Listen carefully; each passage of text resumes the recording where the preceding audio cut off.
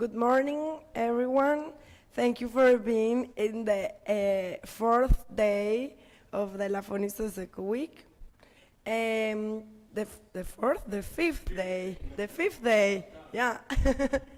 We still have tomorrow, so in total it's 6 days. Every day we had different activities, different bonding as well. Last night was also very nice. We had a nice dinner near by the sea with all new that are coming and living every day, new people yesterday. And today we're gonna start with Alexander Balsan. He is doing his internship, the internship of his PhD in tourism with us in Elafonisos Eco.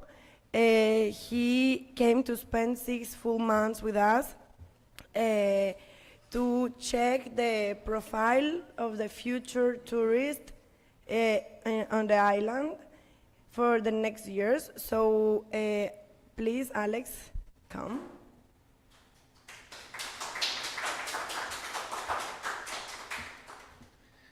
Well, good morning.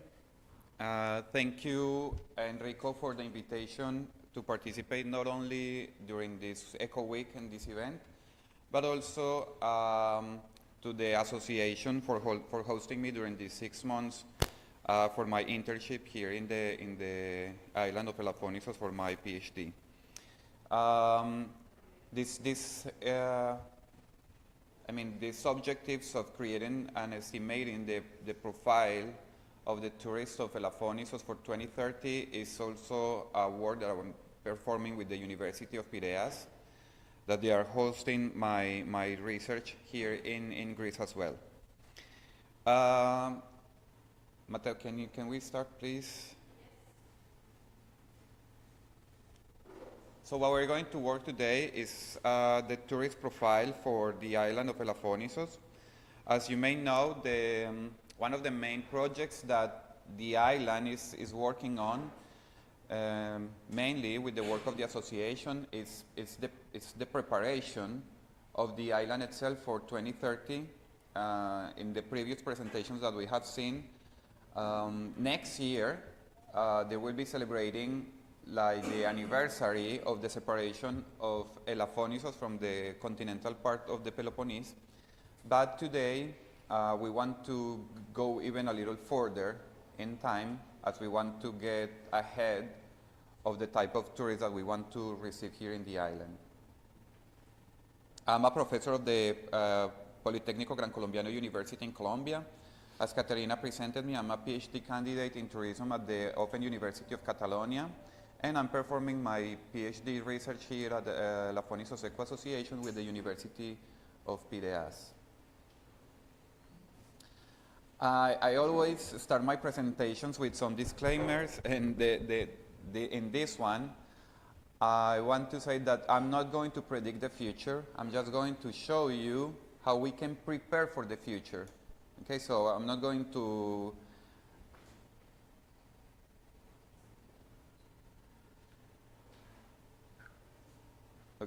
I'm not going to show you or to tell you, I don't know, like I don't have the crystal ball to say how is the future going to be. That's impossible. And if someone comes to say that, trust me, don't believe them.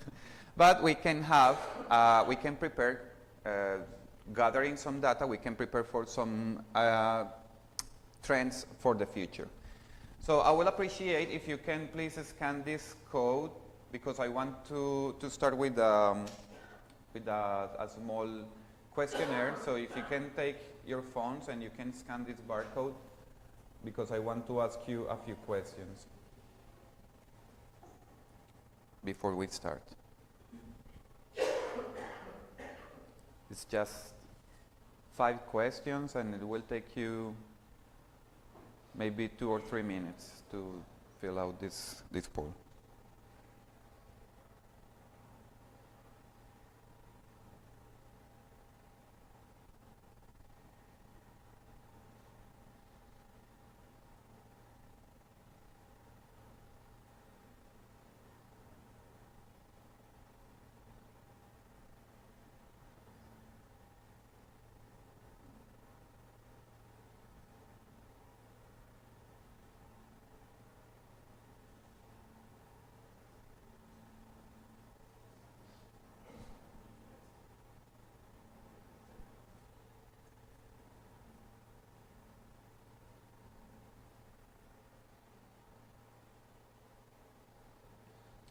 just consider that the question number 5, it will request you to move on the upper side of the screen what you consider is more relevant, and then the lower part which you consider is less relevant. So you can move it with your fingers, or you can select the number of the position you wanted to make it.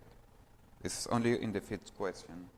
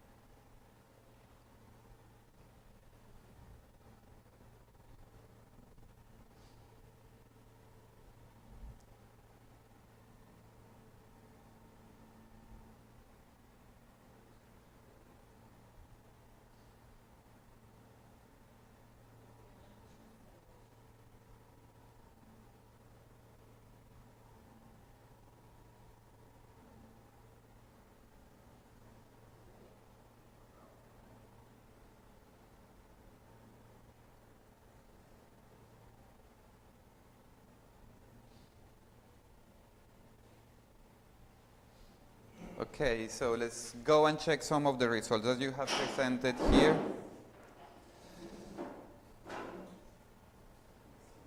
Thank you for all those who said yes to answer this poll. So when I ask you, I'm sorry, I need to move a little to the screen because I can't see very well. So when I ask you about what do you think is going to be the future of the tourism in general, well, thank you for voting about sustainable destinations, but there are many other options, and this is just a small sample of the types of destinations that we want to prepare for the future, right? This exercise that we are doing right now is precisely the type of things that we need to do in the island with the rest of the population, because we need to understand what do they want, because personally, I guess, as we can see, 66% of the people who is in this room, I mean 2/3 of the people who are sitting here, we would like a future in tourism in terms of sustainability. But not everybody thinks the same way, right? When we think also of how people prepare themselves for their vacations, well, we think that maybe people prepare their trips, and all of us agree that most of that when we are preparing our vacations, we take a couple of months in advance. But at the end of the presentation, I'm going to show you some data, so please don't forget this point. When we think about the priority of the tourist, well, we can think of off-season tourism, maybe not so relevant. When we see the connection with nature, it's like the second most important thing, as you all voted.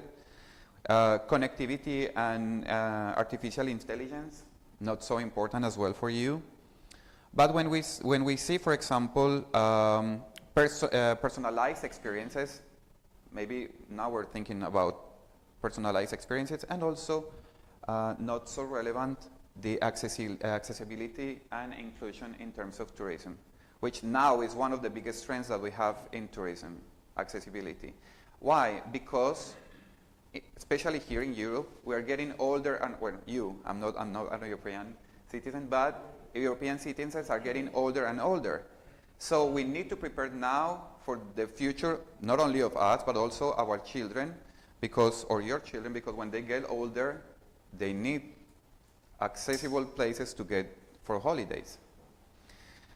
In Spain, there are currently cities that are already prepared for the arrival of senior citizens for tourism. So they have installed bars in the streets so people can hold. And this is a simple solution for a big problem, and they're already thinking of the future of their travelers. They're trying to eliminate the steps, and they're preparing the ways so people can go with the wheelchairs. And this is anticipating. It's not predicting the future, it's just preparing for the future, and this is what we've been talking today, we're going to talk today. Last but not least, how do you think people is going to get informed about the destinations? Of course, social media, right? It's not the only way, but it's one of the most important ways so we can communicate. Can we go back to the presentation, please? Yes. Just a second. Sure. So consider that this is one way of collecting information, and we're going to repeat like this again. Why do we need to think about the future? Why, Alexander, you have prepared a presentation and start talking about the future? Well, first of all, we need to think if there will be a future. I mean, do we have the opportunity to see the future? A lot of people now, a lot of experts in terms of technology, they are predicting that the use of artificial intelligence may be the end of humanity very soon, sooner than we expected. And yes, in the 19s, I remember when we saw these movies and when they projected a chaotic future, and they say, oh, in the year 2000, the world would be a chaos, and maybe we will live in the moon, in Mars. Well, nothing of that happens, but many things that we saw in those movies are happening now, right? And the use of artificial intelligence, you know, there are robots that can paint. There are robots that have learned how to paint art. There are robots that are composing songs, right? There are robots that are capable of creating new things. So me personally, I don't think that's the end of humanity. It might be the transformation of humanity, right? It's a new type of relationship. But there are experts that are really worried now. This news that you're watching here are recent. It's maybe last week news. And people is getting concerned about the capabilities of this system because, as you know, one of the models of artificial intelligence is that they can learn themselves.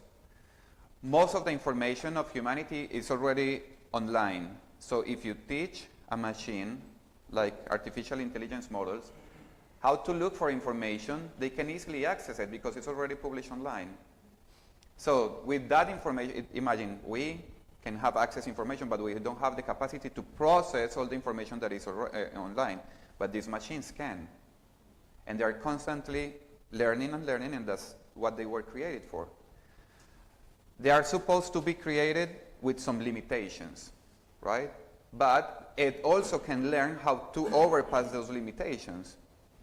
And a recent article that was published also in the New York Times, they were showing that this model, the ChatGPT, which is one of the many models of artificial intelligence, it learned how to lie to the humans when they were asking some questions. So even that if we can try to control them, it can lie, I mean, the system can lie to us. So that's why we need to think about the future and how is the future going to be. All right. Now that we think about the future and we need to think about the importance of how the future is going to be, also we need to think of who is the people who's going to be in this future.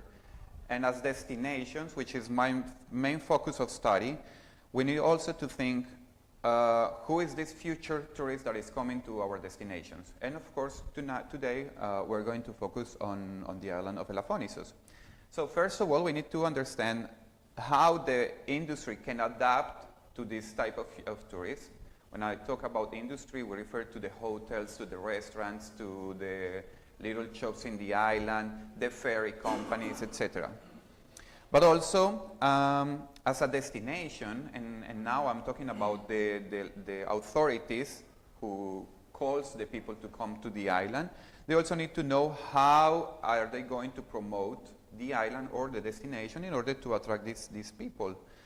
In the model of my thesis, tourism is only one part of the promotion system, but we can also promote the island to attract foreign direct investment, to attract international cooperation, to promote the exports of the goods and services from the island, and also to attract talents, right? Can also attract talents to come to the island and make knowledge transfer to the people, which is mostly what we are doing during this Eco Week, thanks to the Elafonisos Eco Association. But also, we need to increase or enhance the collaboration between the stakeholders It means the associations, the hotels, the restaurants, the local people who work here in the island, etc., in order that we can create a plan and we can achieve those goals in terms of sustainability or the type of tourism that we want to approach during the next years, so we can get to 2030. And finally, to promote the sustainable arrival of these tourists. I mean, if we want to promote the island as a sustainable destination, we need to prepare the island as a sustainable destination. But how is a future tourist profile created? As I told you at the beginning of the presentation, you already participated in this process when you were making your voting. This is just a small sample. This is not the real sample that we are using, but this is one way of creating this type of models, using different type of methodologies. So the first thing that we use, for example, is conducting market research. And on market research, what we are looking forward is to gather information about the target audience. And this target audience is the type of people that we want to get to send our information so they come to the island. We can also look about psychographic information, and this is just try to think of the customer behavior, how we think that the people is going to behave in the future, so we can approach them, and this is thanks to market research.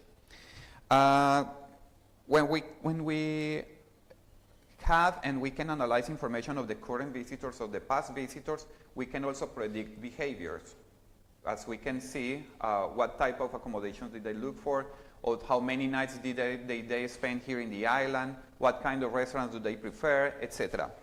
And this is quite important because the people is currently changing the way they consume. And I remember Caterina and Enrico and I were in a meeting during the last months, and we were talking to some people of the island, and we were explaining, during the Eco Week, we are also hosting the Eco Gastronomy Symposium, and during this event, we would like to bring some people to teach the locals how to prepare vegan and vegetarian food. We found a little of rejection from some part of the locals because, as you know, the island depends of fishing also. And they were saying, how can we teach the people how to prepare vegan food, if we are fishermen? But we try to explain them that we need to think of the type of tourists that are arriving.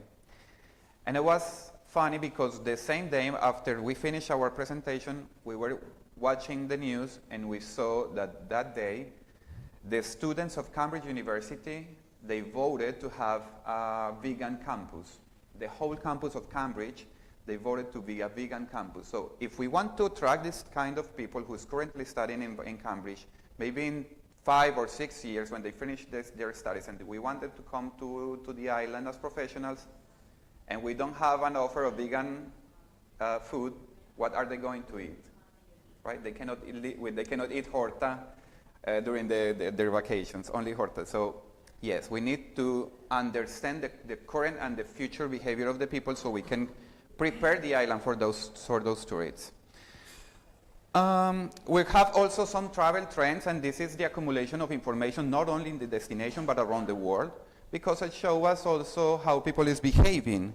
And by the end of the presentation, I'm going to show you 4 important trends that tourists are currently undergoing and are related to what you voted.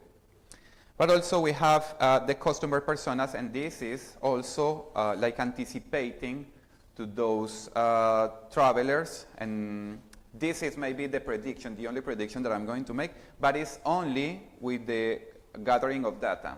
We gather data, we reunite all the information, and when we process this information, we can create some customer personas, and that customer personas is like a profile of the tourists that we want to come. We give it a name, we give it an age, we give some activities that they perform, and now when we have that, when we know, if you are an expert on marketing, you know that that's the way you can create the marketing strategy to get to them. So this is like the only prediction that we're going to make. When we are going to think about the future, we need to gather information from the past, right? So we need to think in retrospective. And when we think about retrospective, just take a moment and think of the things that we didn't have during the last 10 or 15 years. So you get surprised. 15 years ago, we didn't have robots that get deliveries to your door. Now we have. The first picture that you see on the corner of the television is an actual robot in Medellin, the city where I come from, for a company that here in Greece, for the Greek people, Volt, that delivers in motorcycles food to your house. In Colombia, we have Rappi, which is a beautiful model that is being exported also to other countries in Latin America. And they make a partnership with Renault, and they created these little robots, and they're delivering food or other type of goods to the houses, so you don't need people for make deliveries, right? They're thinking about the future. We didn't have automatic controls as Alexa or Siri or this kind of stuff. You can give them basic instructions, just like asking what time is it, or I don't know, how's the weather going to be, right? I don't know if any of you have Alexa or any of these types of systems in your house. But you can also connect it to some other system in your house so that you can close the curtains, turn on or off the lights, etc. But they are also capable of doing a lot of stuff in companies, like locking doors, checking for security systems, checking if there are floodings, like many types of tasks that is also connected to artificial intelligence. iPads. Maybe it's very common for us to have an iPad today and work with an iPad, but 15 years ago we didn't have those. And things are becoming so regular for us. Just take a look. 15 years ago we didn't have them. Cell phones, you say, yes, we had cell phones 15 years ago, yes, but we didn't have powerful cameras as we have today. And all this stuff are transforming the way of tourist behavior, You've seen, people is traveling today to many destinations only for taking pictures. And this is what we call Instagrammable places or spots. People are traveling to some places only to take a picture. And this is so unfortunate, I'm going to say it, because we've seen a lot of people going to Acropolis in Athens only to take a picture, and they don't even care about the history, they don't even care to check about the cost, nothing. They just want to have the picture because they know this is an important spot. That's a shame. And here in the island of Elafonisos, we have the same. We have a lot of people that are coming only for one day. They don't even spend one night. They come to Simos, they take the famous picture of Simos, and they leave. So they arrive maybe on the ferry at 8 in the morning, and they leave at 6 p.m. And that's not sustainable. That's not sustainable, so we need to think how to change that in the future. We didn't have coronavirus. Well, we did have it. It existed. It's natural. It's been among us for many years, but we didn't have the pandemics. And of course, this lockdown and all this process with the coronavirus, it will change the way we behave in the future. We didn't have influencers 15 years ago. Or well, we may have like a very little wave or stage of influencers, but not as we know it today. And you think, well, I don't care about influencers, or I do care about influencers. They are changing the way we behave. I don't know if you follow any famous influencer. I follow Caterina, which is a famous influencer in Colombia. But, no, seriously, influencers are changing the way we behave. And we are checking constantly the trends of influencers because they're showing us new things. But influencers, and this I'm going to take Caterina's words as well, influencers are also taking something very important to us, and it's the capacity of surprising ourselves, because we have seen everything. So when we come to Simos, we don't feel like this real sensation of the new thing, because we have already seen it thanks to the influencers that show it to us. So our feelings are also changing. We didn't have metaverse, and today we have hotels in metaverse. Marriott hotels, I don't know if you have information about it, but Marriott, they already have rooms available in metaverse. So if you have your profile created on the metaverse, you can stay on a Marriott hotel in metaverse. I don't know what you're going to get back, or if you're going to accumulate some miles or what, but you can have, or you can spend a night in a Marriott hotel in metaverse. And trust me, I don't think it's going to be very cheap. And we didn't have space tourism. I don't know if you remember last year that the richest people in the world, they were traveling to have these experiences in the space. We have Richard Branson, but we also have Jeff Bezos, the owner of Amazon, traveling to interspatial tourism. So that's also a new thing. So things that we didn't have ago. But let's go practical. If we want to create and or anticipate this process of the future profile of the tourist, then we need to involve the locals. We cannot create and we cannot gather information if we don't involve the locals. We also need to work very closely to the local businesses, so because we need to improve them and we need to prepare them for this type of tourists that we want to attract.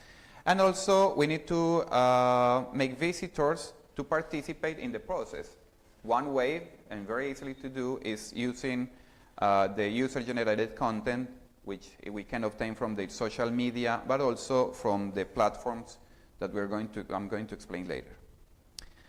Now, if we have already determined that the destination of Elafonisos, in this case, we want to promote it as a sustainable destination, when we need to check if Elafonisos is a sustainable destination.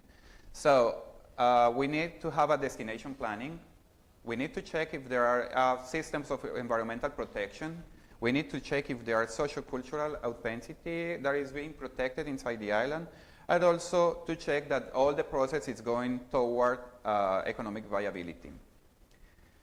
I'm not going to get into the detail of this checklist because this is mostly a task for the authorities in the island.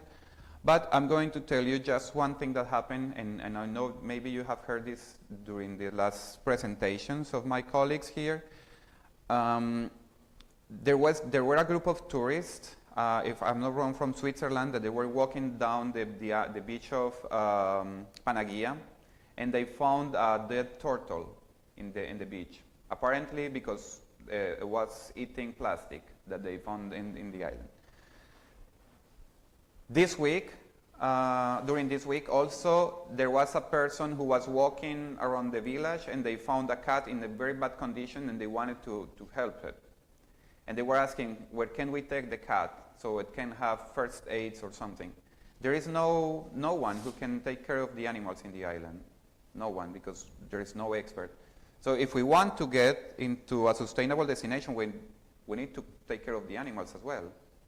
So this is a message for the authorities, because in only a couple of days we found one dead animal, and I'm pretty sure that this is not the only cat that needs assistance, but maybe there are many. And what is the plan I mean, if tourists are coming here and they're discovering this, we'll need a plan for this, okay?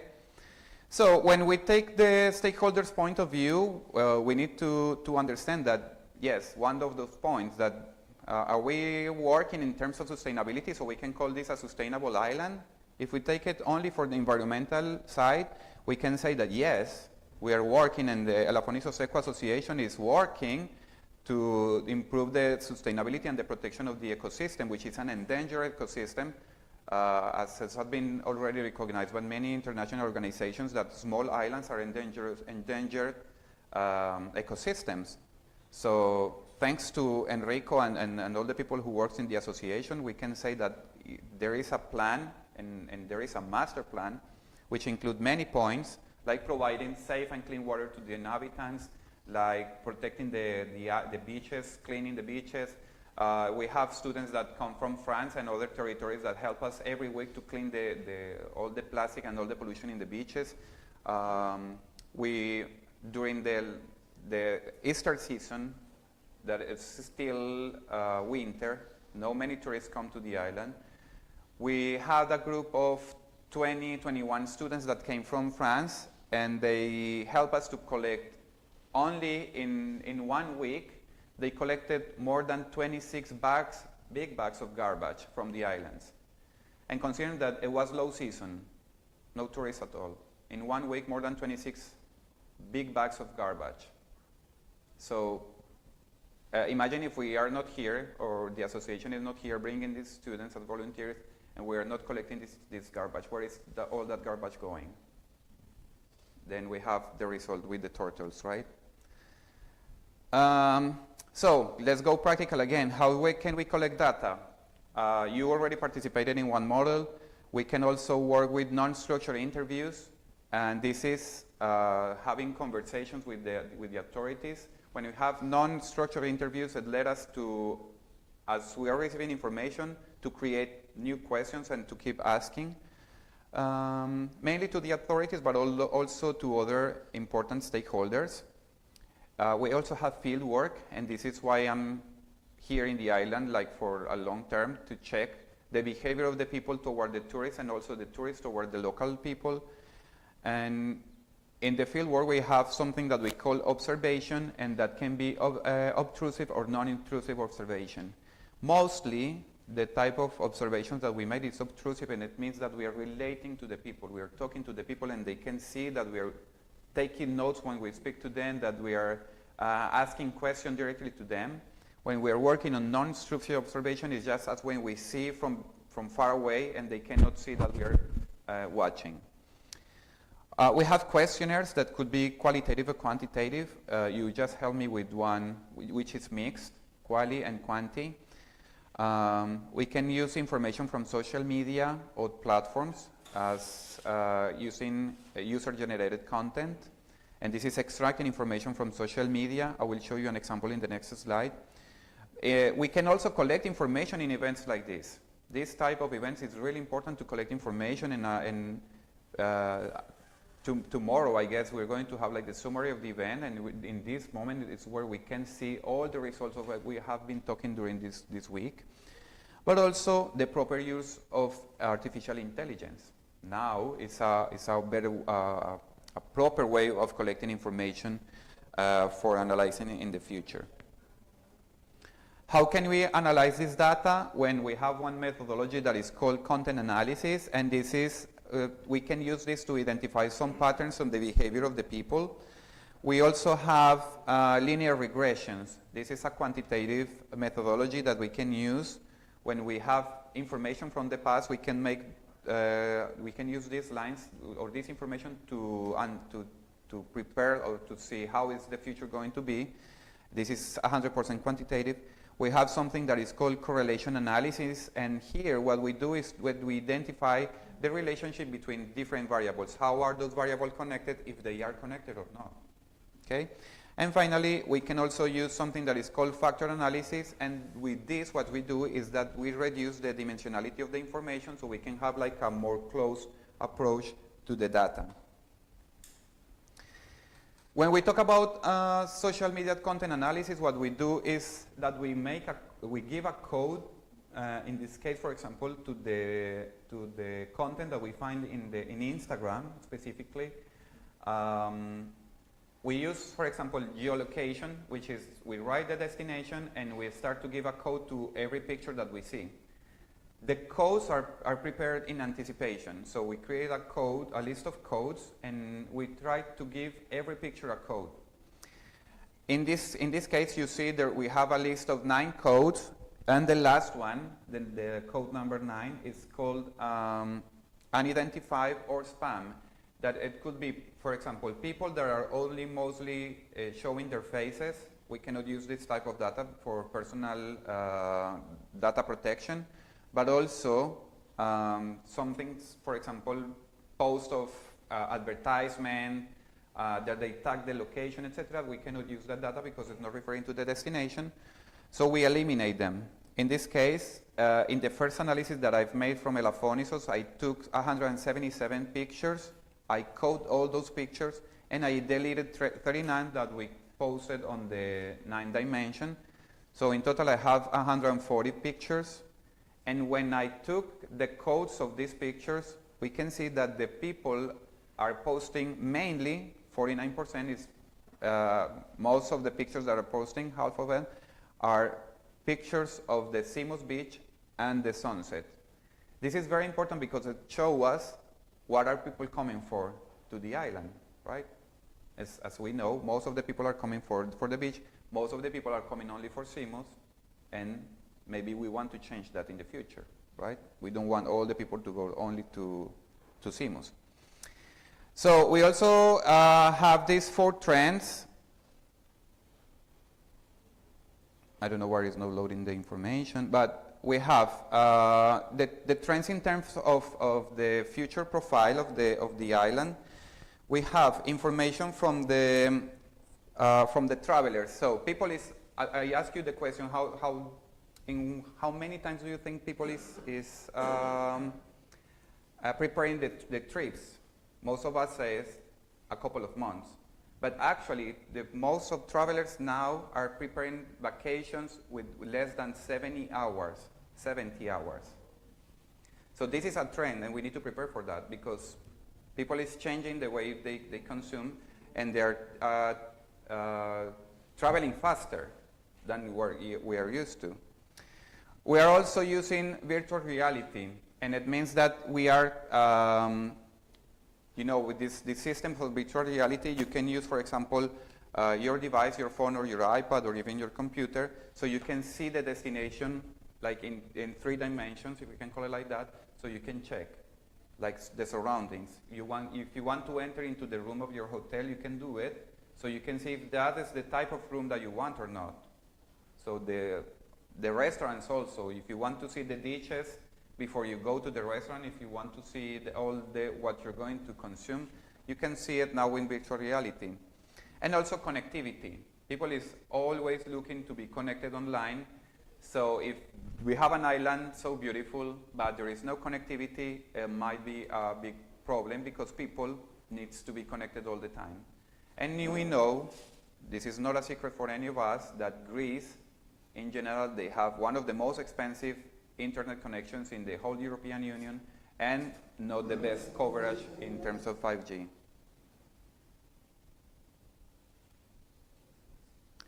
So with all this information, we already made some calculations, we gathered all the data, we analyzed all the data, and we created 2 future travelers.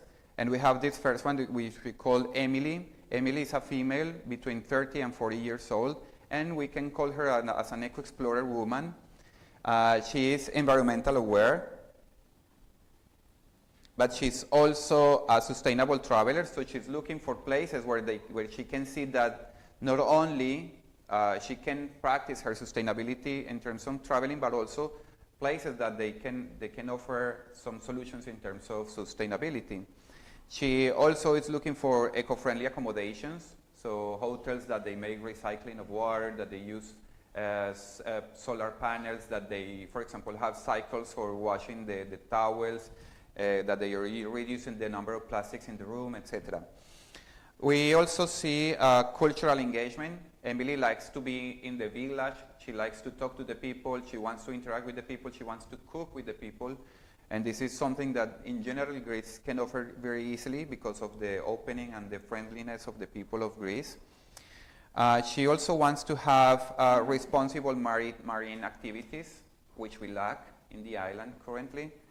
But in the master plan, as we were talking earlier, there is one protected maritime area for the island of Elafonisos. So if this project, for example, goes successfully, we can attract people as Emily. And also, Emily is one people who likes to support and to work as a volunteer when she travels. So she will be happy, for example, to work, to come for the island, to enjoy the beaches, to have the cultural interaction, but also to help collecting garbage or helping the animals or working with the communities, transferring knowledge, etc. So this is the one type of the tourists that we want to attract in the future. And we also have Sam, which is a male from 35 to 45 years old, and he comes with what he considers his eco-family. So he's married and he has 2 children, and he has this environmental awareness. He's also a sustainable traveler. He likes he's a wildlife enthusiast, so he likes to go to the mountain, he likes to go hiking, he likes to go sightseeing and also bird watching. But we have been talking about this also, the problem that we have here in the mountain, behind us, right? Beautiful place that we have here in the island, a mountain, but if you go hiking, you're going to see the dump, a lot of garbage, so we need to prepare that for these type of travelers. He's looking also for family-friend facilities. If you go around the island, you're going to see that this could easily be an island for adult people because there are no attractions for children at all. There is no one place where the children, not even the children from the island, can go and enjoy themselves. We only have one basketball field, but nothing else. So if you bring children to the island, there's nothing for them except for the beach. This kind of traveler is also looking for environmental education, as he wants to teach to his children about environmental issues. So it will look for education, but also low carbon practices. So he's looking also for sustainable mobility, for example, so among other things. I don't know if you have realized that these two pictures of these two persons that I'm showing you are created with artificial intelligence. Of course, you can see it's not real. They both were created with artificial intelligence. I just gave him some information to the system. Give me a picture of one person in Greece. I said a woman from 30 to 40 years old, and she's eco-explorer, and they created the picture for me. Artificial intelligence. And in this case, the same. Give me a traveler in Greece from 35 to 45 years old that is eco-family, and they gave me this option. Think of how things are changing, right? And this is, we are in 2023, and we are preparing for 2030. How is going to be the future, right? This is what we want to do. Once we have everything, when we have already the profile of the tourist, when we have all the information gathered and analyzed, then we need to go to the next step, which is how are we going to promote the destination for these profiles, right? And now that's another presentation that we have maybe for another time. But this is part of my thesis of PhD that is promoting the territories and specifically the use of digital marketing for the promotion of the destinations. Okay, so I hope you have enjoyed and learned a little from this. Ευχαριστώ, thank you, grazie, merci.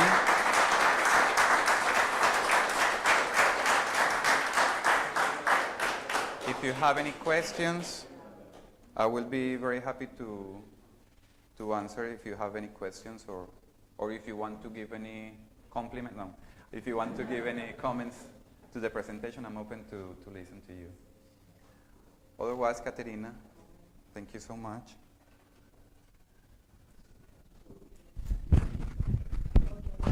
Can I? Thank you, Alex, for your presentation, Alexander. It was really good. This one? Okay. I know. Let me take this one. We can analyze here something interesting, and is the future and how people are moving also with feelings. And let's say the most digital we get, the most need of nature we have. Because if you notice, there is a study by WSG, and there is any time you are super connected, you always say, I need to switch off my phone and a day off of this. So the most digital we are, the most nature, relax, and heal we need. So that means that the digitalization and the future, the technology is coming with by the hand with the sustainability and the nature, because we need to have the feeling that we need to relax and disconnect from technology.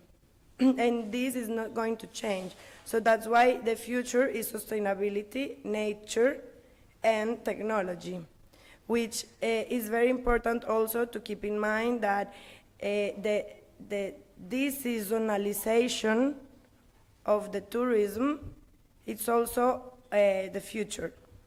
Because when we talk about sustainability, we talk as well about local communities. And local communities needs to be sustainable. So if currently we have 400 people during winter and 6,000 people during summer, and it's only 2 months. So July and August, the island is full of cars, full of garbage, full of people. And the locals have to have even 2 jobs the same day. They can cover all the rhythm for the 2 months. And after that, what? So we need to think how to bring people that can stay in the island, they can bring knowledge, they can bring better habits, and they can stay longer to improve the quality life for everyone, for the tourists, for the locals, for the island. And this includes the behavior of the tourists that Alex was mentioning. Let's say, even if, let's say, the people are coming for the picture, those 6 hours, we have 6 hours to make people know how we will act, how we do, what's the behavior of us.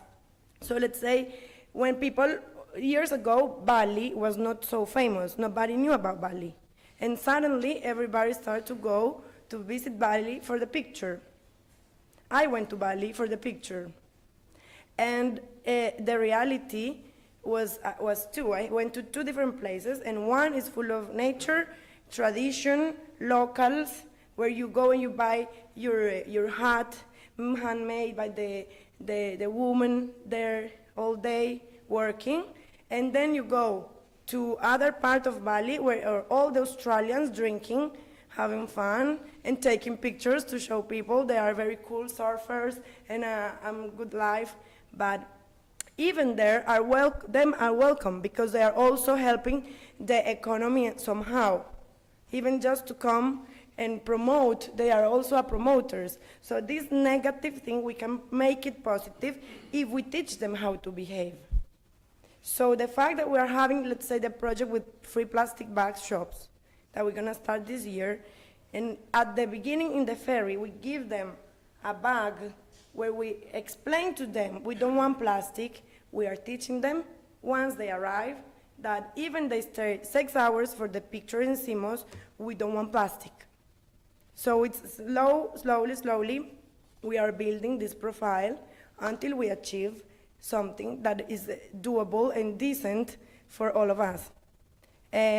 So for now, we have the next presentation. For Alexander, please. There's another kind of question kind of running right now. I don't know where is the QR code. It's here. It might be useful for you. It's a bit longer. It's a bit longer. It derives from the presentation and the kind of a draft master plan that we presented last year. And that we presented last year, and some points about like the sustainable development of Elafonisos, and it might be interesting if we might share the results with you, because until now I think we have 65. But then again, we're yeah. Yes, Alex, you know, this is, as I showed you, one of the methods that we can gather information from the tourists from. And but I talked to Enrico. I haven't checked yet the information of the code, but we need to think of a plan of how can we engage the people to do it. We need to offer them something in exchange.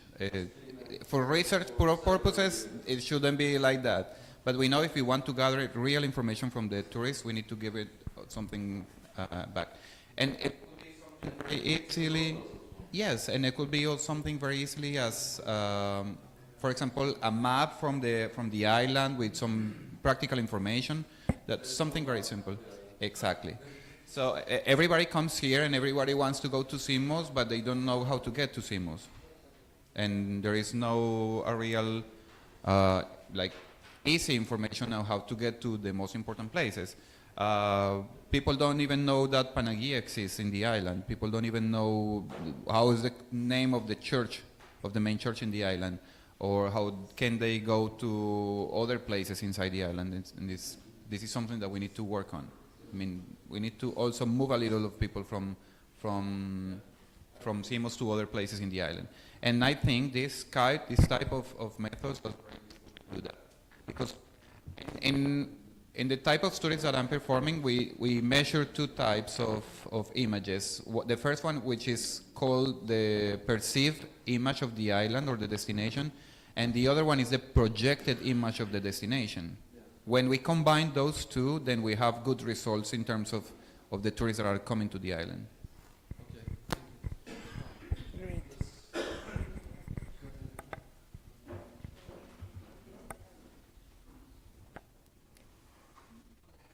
Now we will have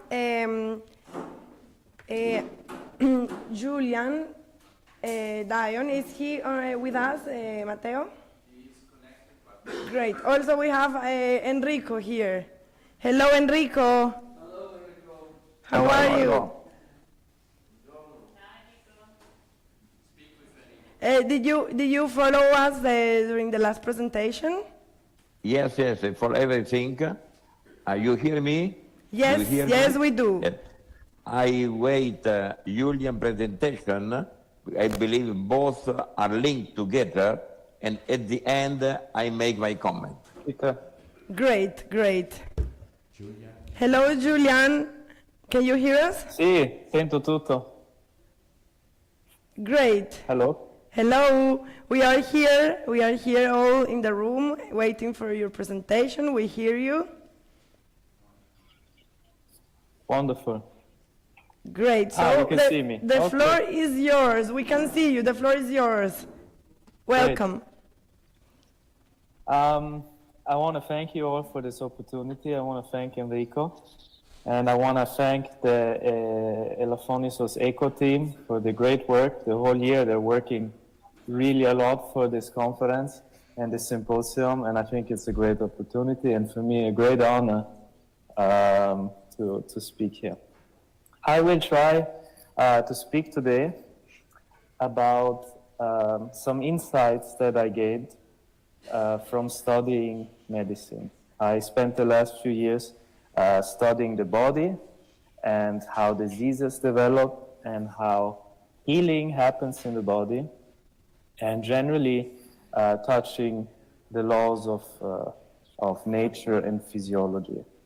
And over time, I recognized that there are some principles that I believe can be an inspiration for us to confront difficult situations and challenges. Because at the end of the day, our goal to make Elafonisos more eco-friendly and to create a bright future in harmony with nature and in tourism and in health it's a big challenge, but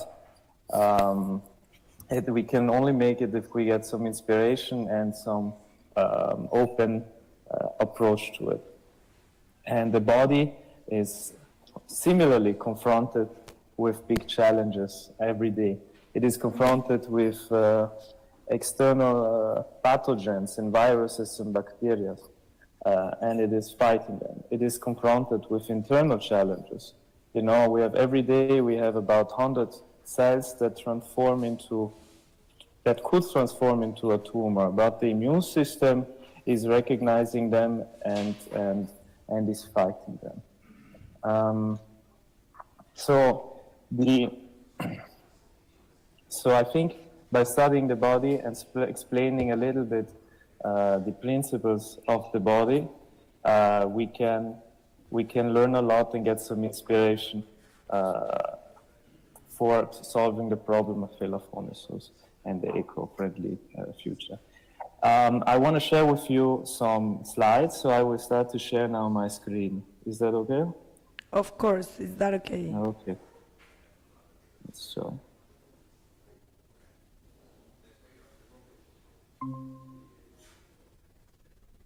Okay. Can you see the screen? Hello? Can you hear the screen? I see the screen. We can see the screen. Okay, Just full, wonderful. full screen, perfect. Perfect. Perfect, okay. Wonderful.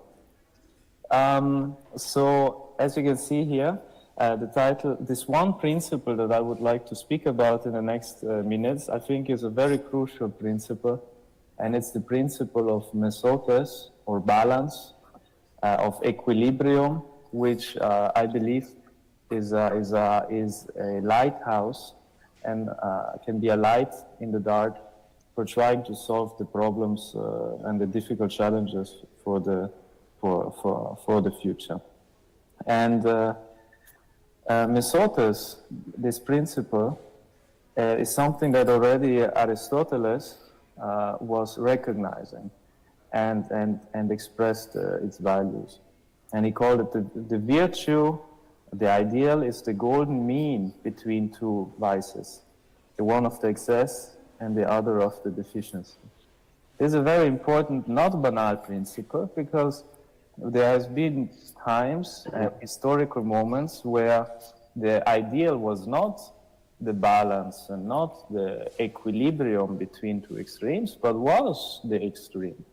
Now, if we think of the Baroque, if we think even of our times now, we live in a society where we don't give value to a sort of equilibrium, but we give value to the excess, always more, always more, always faster. No? But this creates problems.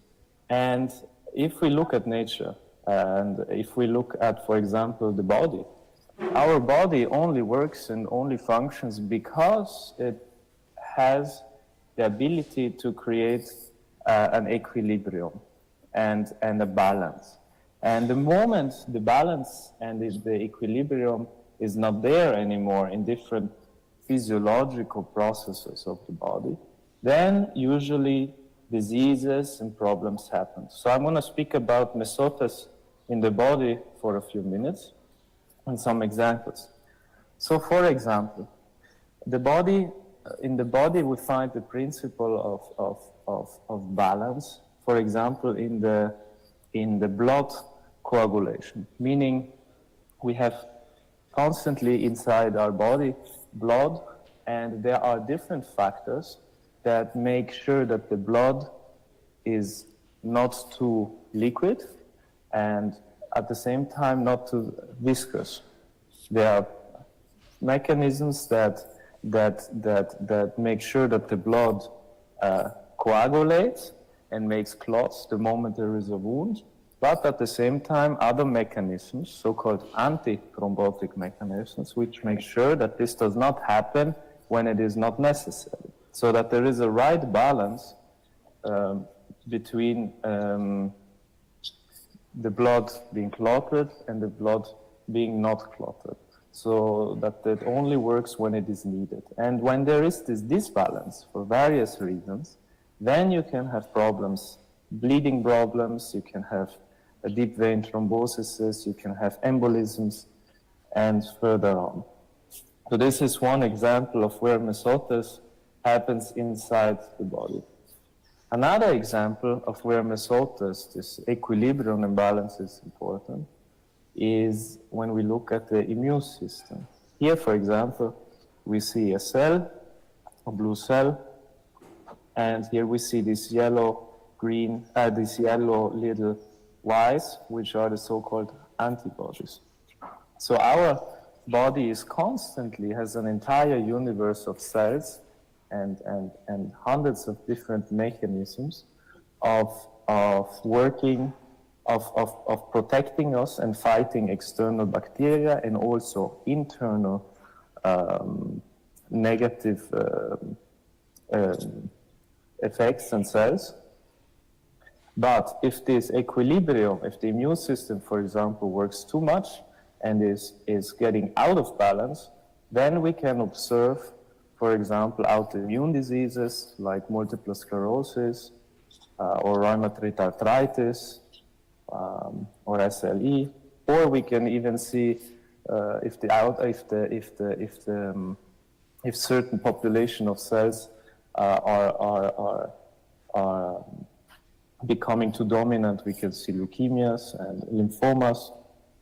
And we can see something called like a cytokine storm, which is actually the reason for why people that actually died during, for example, the COVID infection, where basically the immune reaction of the body to the strong COVID infection was the actual cause of death. And so this is, if we look at the immune system, we see it's a very fine balance, and only if there is balance between two extremes, then we can actually have health and productivity. If not, we will have disease. And another place where we have also balance and mesoters in the body is also in the general metabolism. And if we have these equilibriums in the how the body is dealing with nutrition, with the calories, with the proteins we eat, and with elaborating them, then if there is a disequilibrium between different mechanisms that take care about digestion, then we will be confronted with problems like obesity or anorexia or diabetes, dyslipidemias, hypertension, edemas. We will see gross problems and diseases. And also inside the psyche, or the so-called central nervous system inside our brain. Our brain works with many different neurotransmitters who give signals, but it is a very fine balance between these different transmitters which make the brain actually function well. So if there, for example, is one neurotransmitter that is too low, let's say the serotonin, then you will develop depression. Or let's say you have one transmitter like the dopamine that is way too high. Then you will develop psychotics and schizophrenia. So by trying to creating balances inside the brain, mesoters inside the brain, then the brain only can work. So this is an example of where this was just a few examples that showed that mesoters and the desire for balance between two extremes is a very desirable and a necessary principle for life. Not only an option, but a necessary principle. We also have mesoters in art and in music, and as many of you maybe know, I'm also a singer, so I just wanted to share with you that there would be no classical music, there would be no Pavarotti if you wouldn't have a right balance between technique and passion. So also here we have mesoters. Now I would like to reflect about mesoters in Elafonisos. And I would just ask some questions. I'm not going to give any answers. The answers will be given by all of us over time. But I'm wondering, for example, when we look at the number of cars and people that come to Elafonisos in these few weeks in the summer and the way it is managed, is it mesoters? Is it in equilibrium? Is it balanced, or is it a little bit in excess? Or let's look at the opportunities of land and agriculture that Elafonisos can give. Are we in mesoters? Are we really doing a balanced approach when looking at what we can produce, or how we can produce things like oil or other products like the onion of Elafonisos? Or are we in an excess? Are we in a deficit, for example? And another principle also with the ecology, we are doing a lot with Elafonisos eco, and it's wonderful, but is it enough for all the challenges that we face in ecology? Are we in balance, or are we also here in a little bit of deficit or excess. So the challenges are big, and we can see that Mesotes, in my opinion, on all these different fronts, is still not really there. So now my question is, how can we find Mesotes? How can we try to find this balance between different excesses, which is absolutely necessary? And here again, I looked at the body and I tried to understand, how does the body solve problems?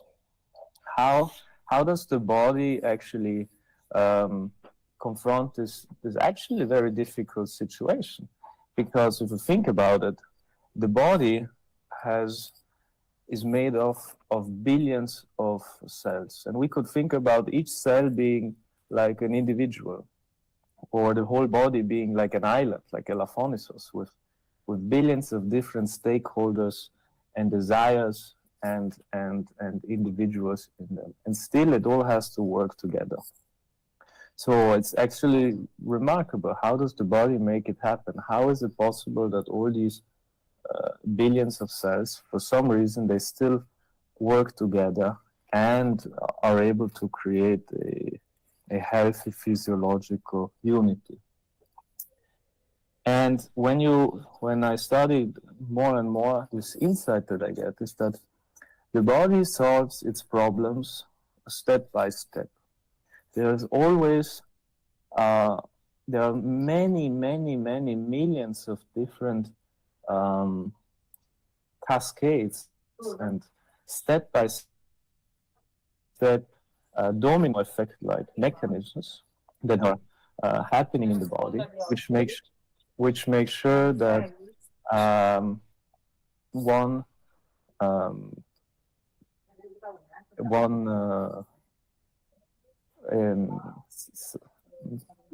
hearing somebody here. Hello? Is there a question? No? Okay. No, anyway, the body has, the way the body reacts to challenges and works together, and the way the body solves problem, the island of the body, the billions of cells, the different millions of cells, the different individuals, the different desires, the way they all work together and solve problems is by having a step-by-step approach. There's always, every little cell does one little job, and then the next cell takes it on. So there is a big desire for communication, small steps, many small steps, many step-by-steps, working a problem in little portions, which then as a whole will bring a solution. And we see this inside the DNA, where there are different proteins for each little scenario. There's a different protein, and there's a little section of the DNA that codes for this protein. If we think about the DNA, which is billions of nucleotides long, only 3% are actually coding for proteins that we see in the body. All the rest is only about how to coordinate it. And here, for example, we can see a little illustration of this, the inside of a cell on the right side here. And you can see, if you would get growth factors, how this will cascade inside one cell, the different proteins, hundreds of different proteins in each cell. And it all happens step by step. Each little protein takes a little, does a little job. That's not one protein, not one big force that simply solves every problem with power. No, it is many little efforts which then make the change. Like Mutter Teresa said, many drops of water make one ocean. So if we want to confront the challenges of Elafonisos and trying to make it more eco-friendly and trying to create a beautiful future for the island in harmony, we should really try to work together. We should really try to communicate as much as we can between us, never exclude any party, and stick together and work step by step for little solutions. Little small small projects, over time, they will make the change, because even the body works like that. So we have to stick together like DNA in our cells, and I'm sure that we will create something beautiful. So I want to thank now Enrico, who's a great inspiration to me personally, and also everybody at Elafonisos Eco for the great work, and thank you.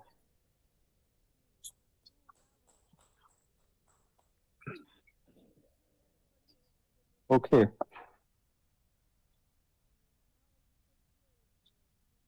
I am finished. Does anybody have a question?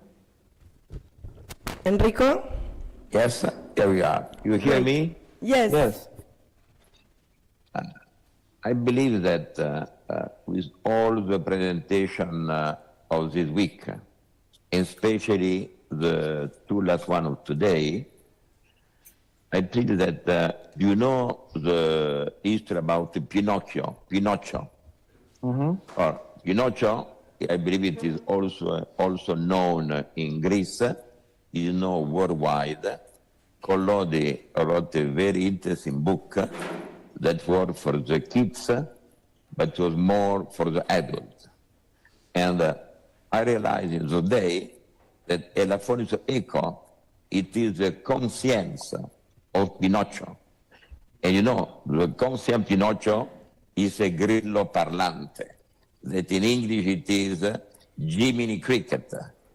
And Jiminy Cricket, most of the time, Pinocchio doesn't like him because he gives to him the way to do it and not what he would like to do it in a short term. And what you say, Misiotos, is the same. It is the brother of Grillo Parlante, is the brother of Jiminy Cricket, and the same. It is there to help, and for me, Pinocchio is the authority of Elafonisos, and Pinocchio are the habitant of Elafonisos.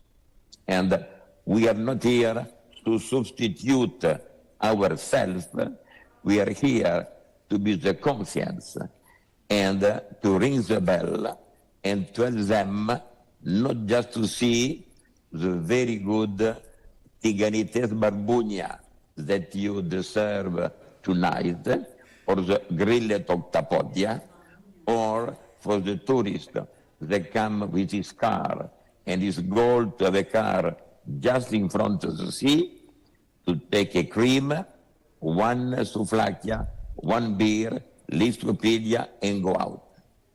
This one, it is not what we suggest. If the Elafonisiotes prefer just to have a season of 2 months, they prefer not to have nothing else than Simons, I believe that Jiminy Cricket have failed, and Pinocchio will do something that is not what they need to do. Our role, we are not here to substitute to the authority, we are here to help them to understand what could be a future. We have a high quality of speaker, of presentation that are not for us, but they are for the local authority and for the local people. And I believe that one of our role in the next 12 months it is to ring the bell. Jiminy Cricket must be somebody that will be the local, will understand. We are not here to criticize. We are not here to do something against. We are here because we believe that we could help a lot the future of our land.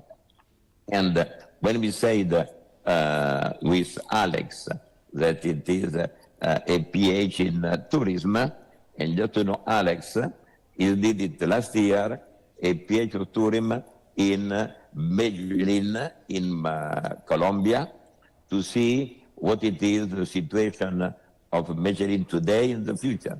Next year, he go to Kyoto to see what could be a future of Kyoto.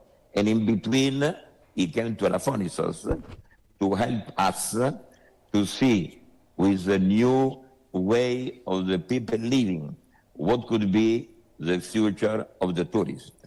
And this one, it must be something that will be really a pity that all what we did it is put in our library, no one read it, stay over there, take again. It become dirty, we need to clean it once a while, but no action.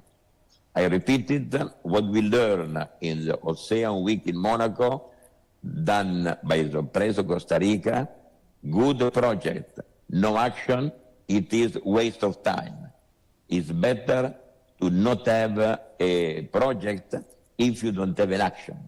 And I believe that this week we will finish with a list of action that will be proposed, and our role it is to help, not to substitute at all, but to help the local authority, the regional authority, and the local people to understand that we are here to be their conscience for the future. I believe that here it is the main message on this fantastic week.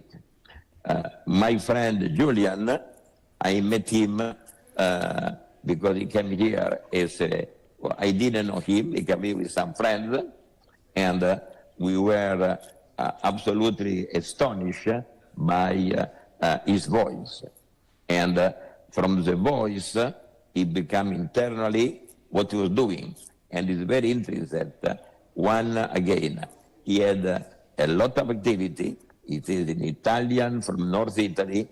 He lives now in Budapest to have a master in medicine, but he had a lot of other activity. Does it mean that I believe when he was 20 years old, he was thinking what I will be when I will be 40. And on this way, he prepared his future. He was not done just what to do tomorrow morning. Because if you just check tomorrow morning, is not the way that you will grow. I just analyze with 2 points. The Emily, for me, it is a Dimitra. And our friend, man, it is Panayoti. And Dimitra and Panayoti are the tourists of the future. The tourists of the future, when I ask a lot of time, why we have so many cars in Elafonisos? Yes, because the Greek people would like to go by car on the sea. Or there are 12 million of Greek people, and there are 380 million in Europe. I don't believe that 380 million of Europe and the 12 million of Greece, their objective is to go with the car on the sea. This guy exists. Exists also a bad guy, a good guy. A guy that cares about the future, the guy that doesn't care about the future.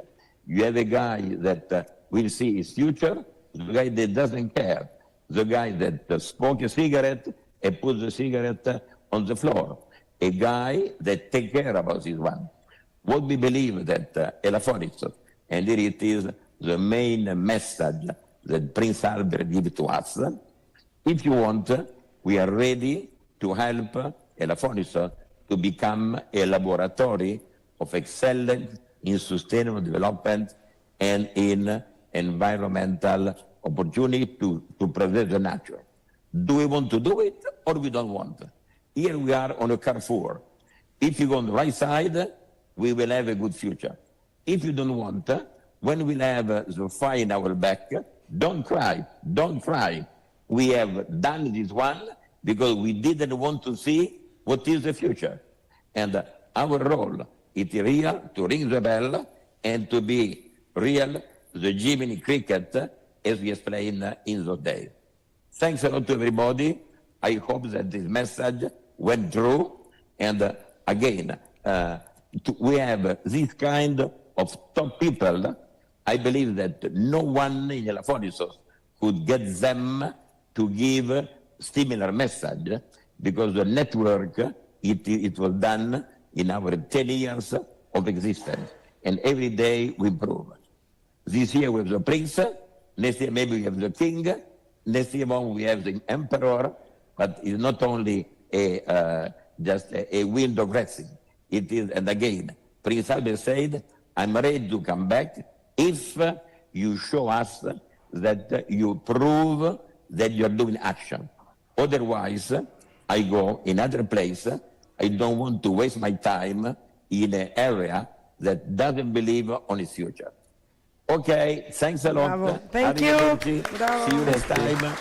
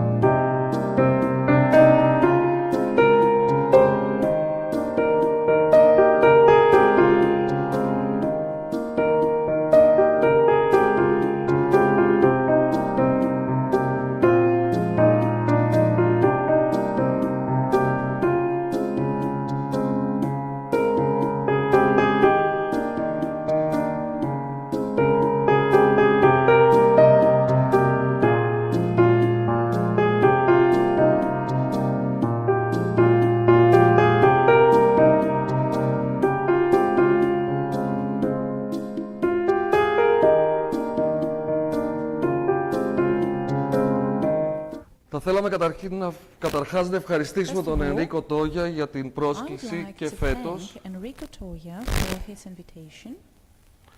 αλλά και τη δημιουργία ενός θεσμού που I'd συνδέει like to thank διαφορετικές them for the opportunity to create an institution κουλτούρες, ανθρώπους με πάθος για την οικολογία that brings together different people who are passionate about ecology, από την Ελλάδα και όλο τον κόσμο. and they have gathered here from Greece and all over the world.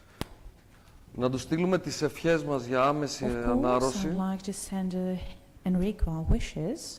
και παρότι for είναι quick αισθητή η recovery. έλλειψη της δυναμικής και ενεργής φυσικής Of παρουσίας του, course, his absence is more than conspicuous. να του ευχηθούμε από καρδιάς. Okay, okay.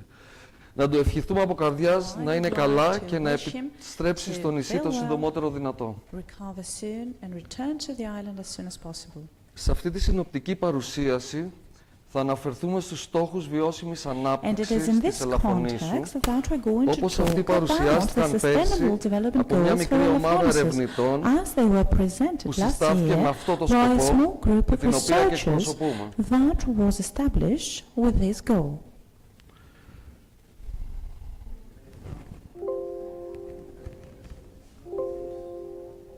White.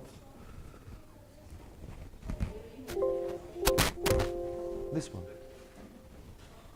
The next one, that one. Down.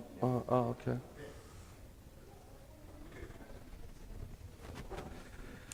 Παρουσιάσαμε λοιπόν τη μελέτη So ενός we προσχεδίου here to represent this στρατηγικού group, σχεδιασμού, and we Masterplan, presented the για το νησί της study Ελαφωνήσου, of a draft strategic με στόχο μια master plan πολιτιστική, for the island of φυσιολατρική, Elafonisos, εναλλακτική και aiming at θεματική, cultural, nature-based, αλλά ταυτόχρονα βιώσιμη alternative τουριστική and και κοινωνική theme-based ανάπτυξη με sustainable σύγχρονες tourism υποδομές and και community υπηρεσίες. development with modern infrastructure and services. Το Master Plan επιχείρησε να χαρτογραφήσει Master Plan και να attempted αποτιμήσει to την mark υφιστάμενη κατάσταση, and evaluate να the existing τεκμηριώσει και να situation, προτείνει μια σειρά από document οικολογικές and πράσινες propose a παρεμβάσεις series of ecological green interventions στον οικισμό και σε όλο το in the νησί, οι settlement οποίες θα and μπορούσαν entire να αναδιαμορφώσουν το περιεχόμενο which ενός could δικτύου reshape τόπων the και να content συνδέσουν of a διαφορετικές network περιοχές of ενδιαφέρον. places and link together the Όπως όλοι various areas of γνωρίζουμε, interest.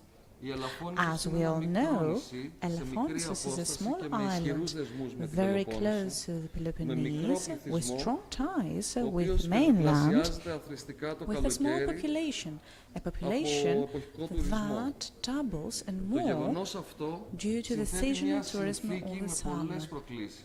And Από τη this μία, η creates έλλειψη numerous κοινού challenges. αριθμού On the κατοίκων one hand, εκτός there τουριστικής is a περίοδου shortage δεν of καθιστά την Ελαφώνησο sufficient ένα τόπο inhabitants, ελκυστικό για την meaning εγκατάσταση that νέων outside μόνιμων the summer κατοίκων. period, Elafonisos is Αλλά not an από την άλλη, attractive το place γεγονός for αυτό new επιτρέπει να residents to come. διαμορφωθεί μια On the other δυνάμει hand, συνεκτική this πρώτη allows for the κοινότητα, creation η οποία of a καινοτομεί potentially σε θέματα cohesive and κοινωνικής coherent οικονομίας, model χρήση community, εναλλακτικών μέσων which μετακίνησης, leads the way δίνει έμφαση στην on αιωλική issues of πράσινη circular economy, επιχειρηματικότητα, use of alternatives.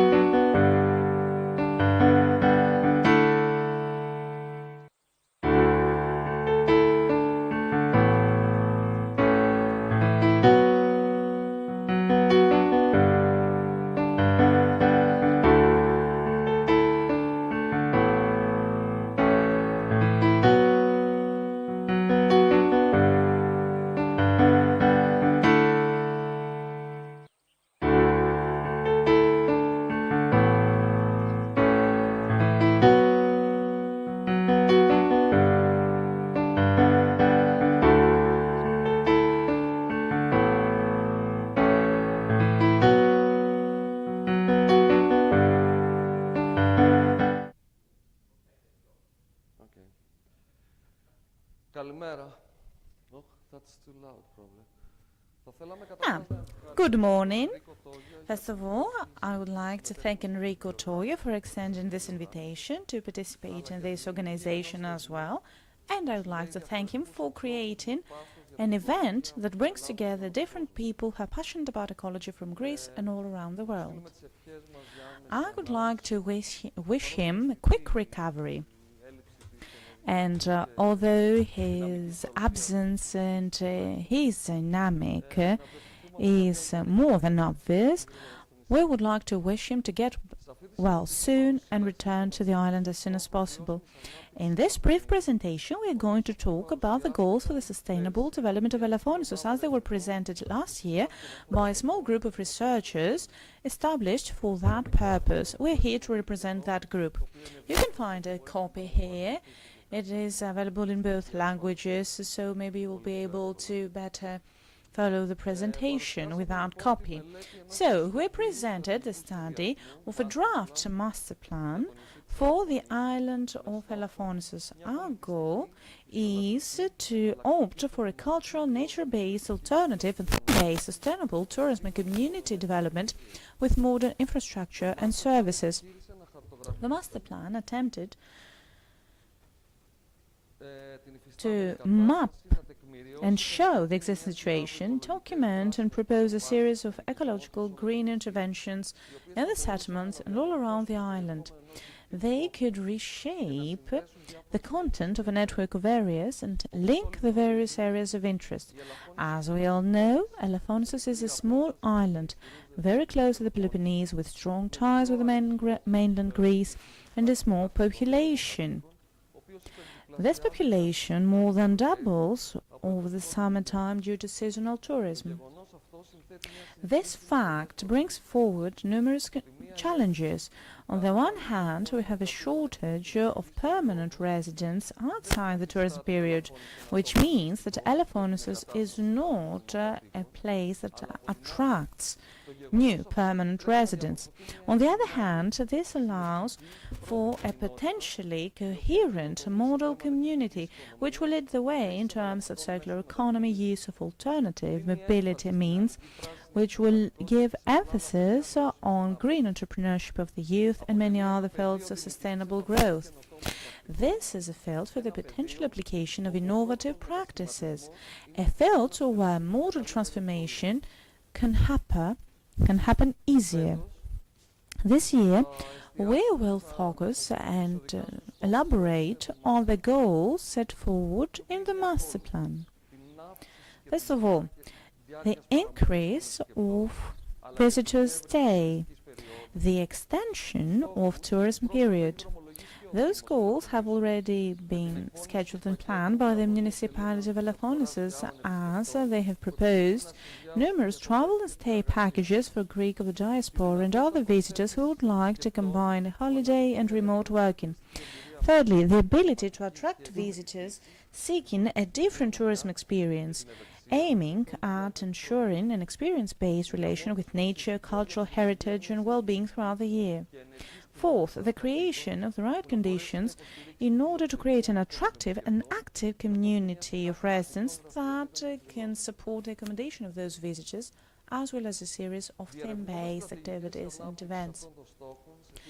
Exploring further strategies to achieve those goals and ensure the sustainable growth of Elafonisos, we highlighted the call made by the United Nations for collective action with a view to achieving worldwide well-being, global well-being and development through the Agenda for Sustainable Growth for the year 2030. It includes 17 goals that show the way to achieve sustainable development at social, environmental and financial levels. Then, we enriched and correlated the initial goals set forth in the master plan in order to align with this direction.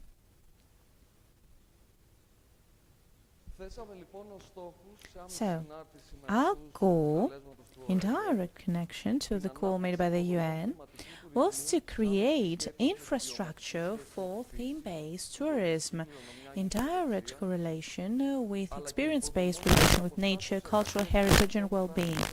Also, we want to develop infrastructure that allows or enables remote working in order to create the incentives and attract young, active citizens that would like to live permanently in a naturally attractive environment that will allow them to work throughout the year. Thirdly, the creation of a model active community which, in collaboration with the island residents, will be able to shape a fair system for resource management, energy management and provide education opportunities on cutting-edge topics. Fourth, this community will promote ecological consumption, responsible consumption, creative recycling and circular economy, something that would render it more attractive to young people and professionally vulnerable groups of citizens of big cities who are looking for opportunities to grow in an environment that will allow them to develop their skills.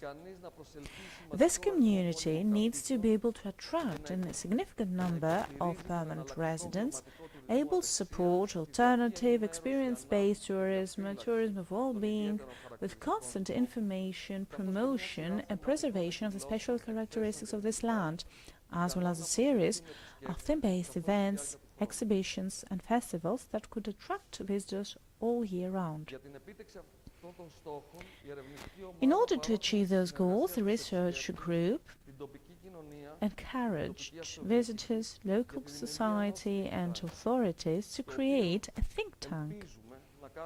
We hope that we'll be able to put that in practice and go a few steps forward thanks to the questionnaire that we drafted, and we invite you to answer in order for you to share your views about the challenges and the perspectives of tourism development in the island. The master plan also proposes the creation of a network for the collaboration of educational and research institutions, bodies and organizations with a view to identifying the innovative pillars and strategies for green, sustainable growth of Elafonisos and seek financing from various bodies. In further detail, you can see the relevant SDGs. And I would like to talk briefly about the various actions, anticipated results, observations and aspects of the implementation of those goals. Konstantinos Kouskoukis, who is a physician and president of the Hellenic Health Tourism Association, a new tourism experience aiming at the experience-based relation with nature, cultural heritage and well-being, combined with an eco-friendly approach of hospitality, will exceed all the other categories of luxury, expenses and spending of the wealthy population groups from all around the world, because more and more people seek for truly transformational experiences, permitting spiritual and physical balance that would allow them to better manage their stress levels. Those transformation trips seems to be the top travel goal of the next decade, because they're inextricably linked to spiritual relaxation and digital detox. Pavlo Petri, history and the natural environment of the island, the broader area, can truly offer that. There's a new international trend for accommodation, hospitality in isolated or remote areas that have a special natural environment are linked to mental relaxation. The creation of energy-independent infrastructures in the most remote areas of the island can be a new pole of attraction for visitors all around the year.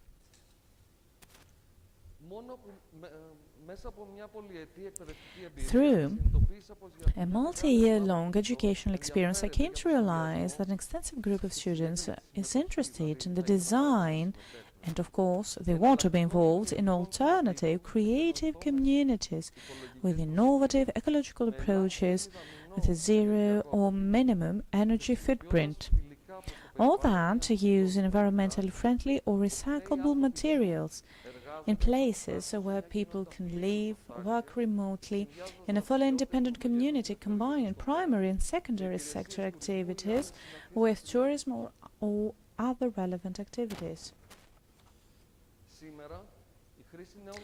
Today, the use of new technologies such as VR or AR can create experiences that showcase the cultural and environmental heritage of our area, that pave new ways for education, in collaboration with resource and energy co-management platforms and circular economy platforms can shape a very attractive environment. And they also offer opportunities for people to work professionally.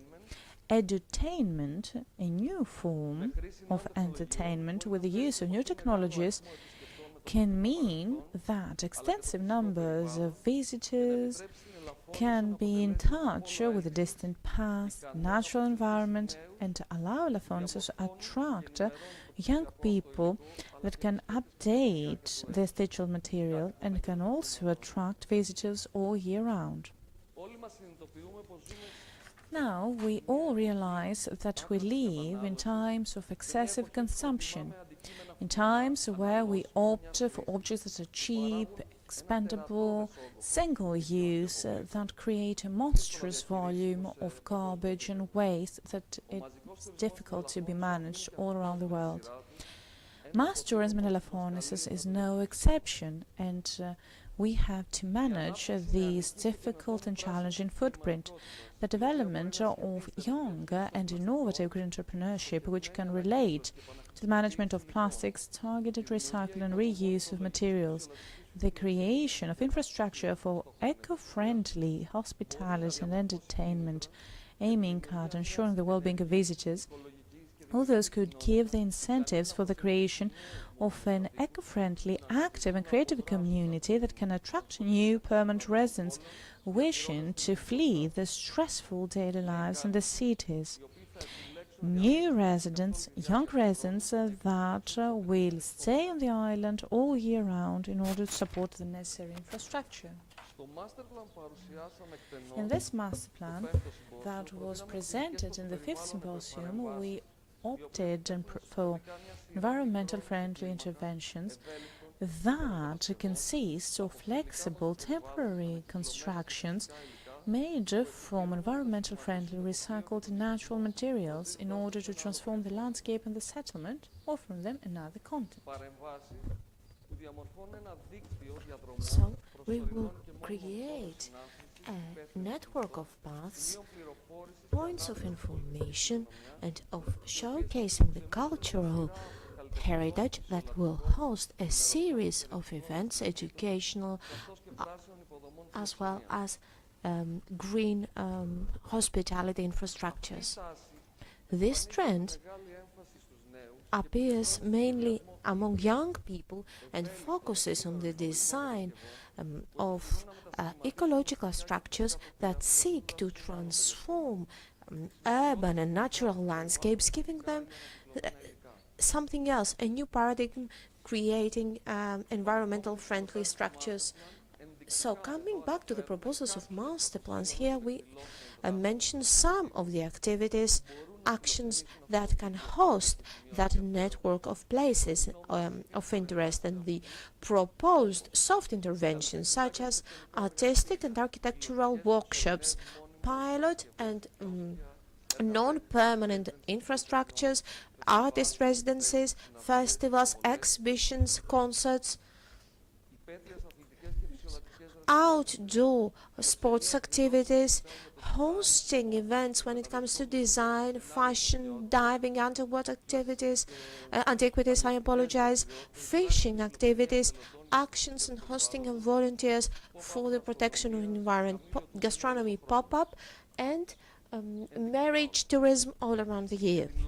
So in order to implement those interventions, we have encouraged the cooperation of the local community and of the local authorities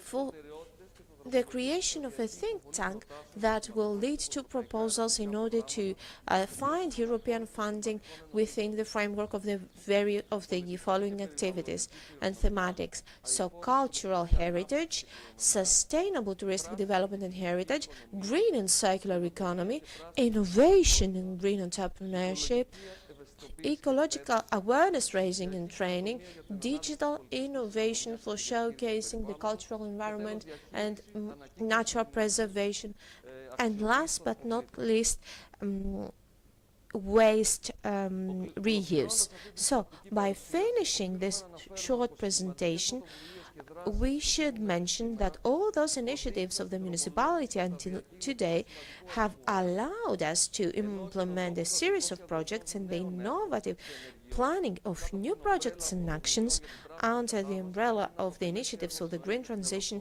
can be a really huge thing for Elafonisos. Thank you very much.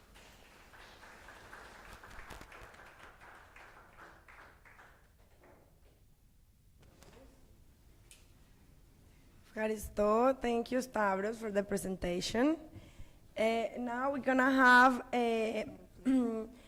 there is Areti Siridopoulou and Yannis Savounis. They are from the primary school of Elafonisos, and they will show us the thoughts of students into a digital creation.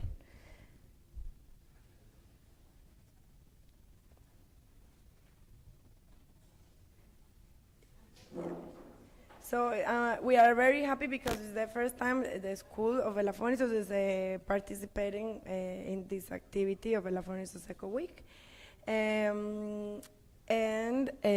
Please come, Yannis.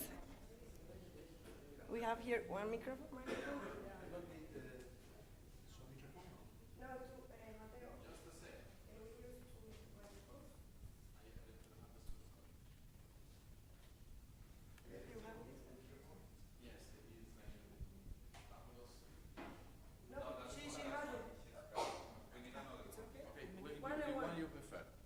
So if you use this, the one is for him. Okay, thank you.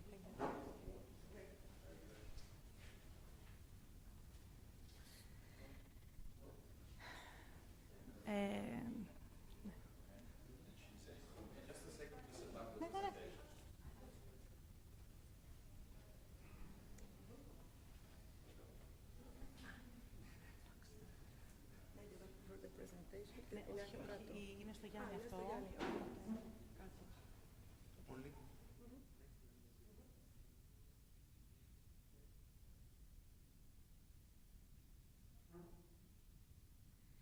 Αξιότιμοι κυρίες και κύριοι. Dear ladies and gentlemen,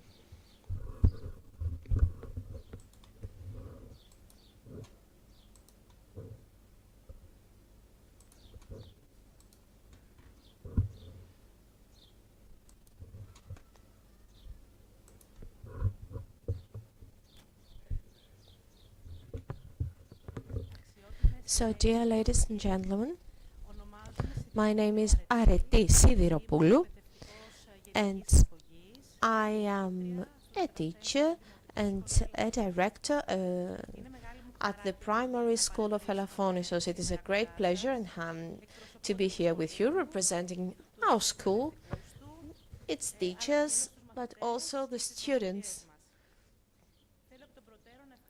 I would like to thank the president of Elafonisos Eco, Enrico Toia, for his invitation to be here today with you and to become part of this excellent event. We would like to wish him from the bottom of our hearts to get well soon. I would also like to thank Mrs. Katerina Kokinaki for her excellent collaboration, for her support to everything that we might need in order to be here today and speak to you. It is not the first time that our school participates in Eco Week.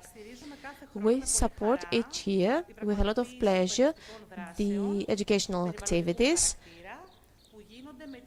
that have been organized with the help of the volunteers and members of the Elafonisos Eco in the schoolyard and also outside. So our school has got 32 pupils 5 teachers, 1 teacher of special education, and 4 people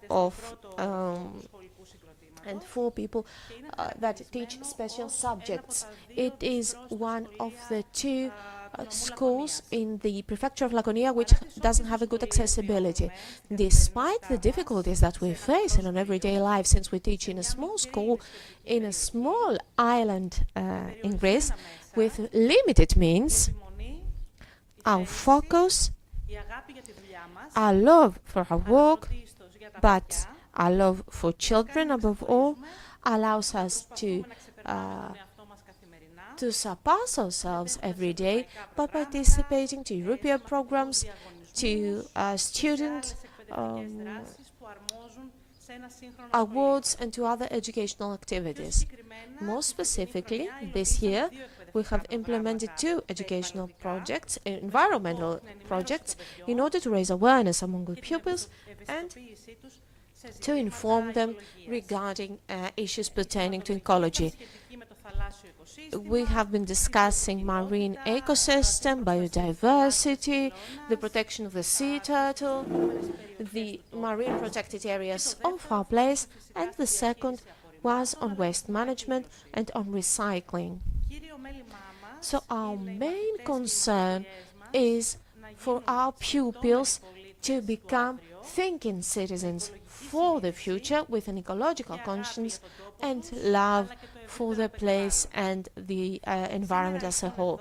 So today we are here due to the thoughts of our pupils, thoughts on environmental protection, thoughts that showcase the love that those kids have for their island, thoughts that bring back to our minds, remind us the great responsibility that we have to preserve this natural wealth. So, our kids are the future of Elafonisos. Thank you very much.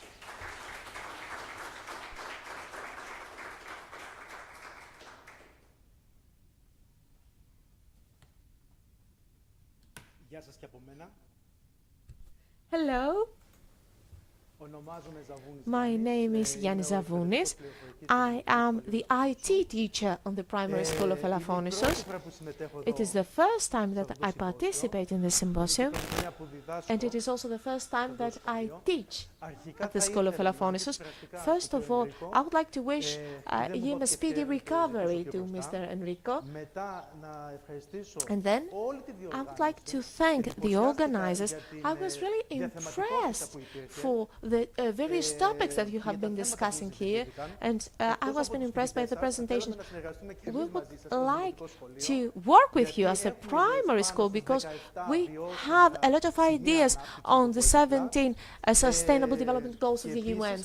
And I was really pleased to listen to the presentation of Alexander Bassan, that he dared to say that there is no space for kids to play, and we should not deny reality.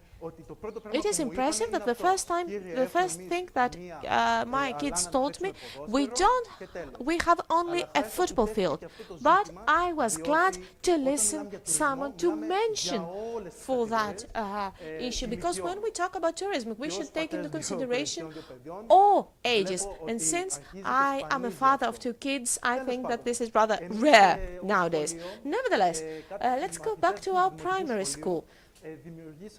Our pupils have created a digital game, so to say. Teachers have helped, of course, pupils set up this game.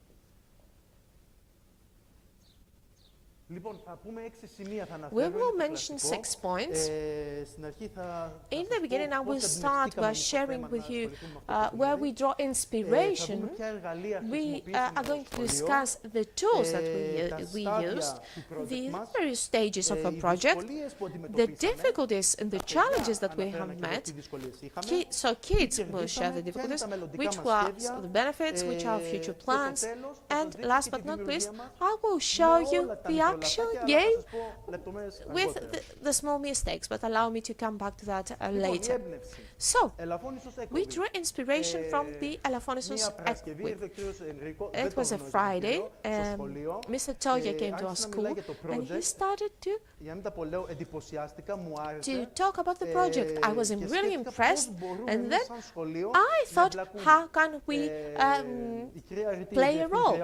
My headmistress, Areti, helped me. We have embraced this idea and we have said, okay, let us do something. Let us do something as members of the community of Elafonisos. Of course, we cannot we cannot play the role like the students in the university, but everything should start from the beginning. So the tools that we have used are the following. Let's start from PowerPoint. PowerPoint was drawn up by the kids. Kids should supposed to be here today to share their thoughts, but unfortunately, the public school system is not always flexible. This is why we came here today. So when it comes to YouTube, we have watched a lot of videos. When it comes to the sustainable development, Google, of course, was used in order to search information. Scratch Junior was used by the kids in order to program that game, and Movie Maker is the tool that we used in order to produce the short videos. So the stages of our project. We had 5 stages. First of all was the goal and the mission. I could not focus only on the environment, I should also focus on IT. So we had to find something that would combine both our goals. So when it comes to the environment, we wanted to raise awareness among pupils on environmental challenges, to train and to educate them,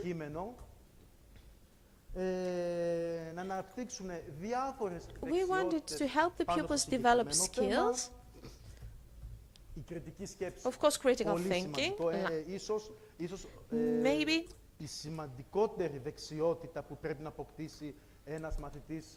the most important skill for pupils nowadays, in my opinion, is critical thinking. Μου κάναν και μικρά τα γράμματα και δεν βλέπω και καλά.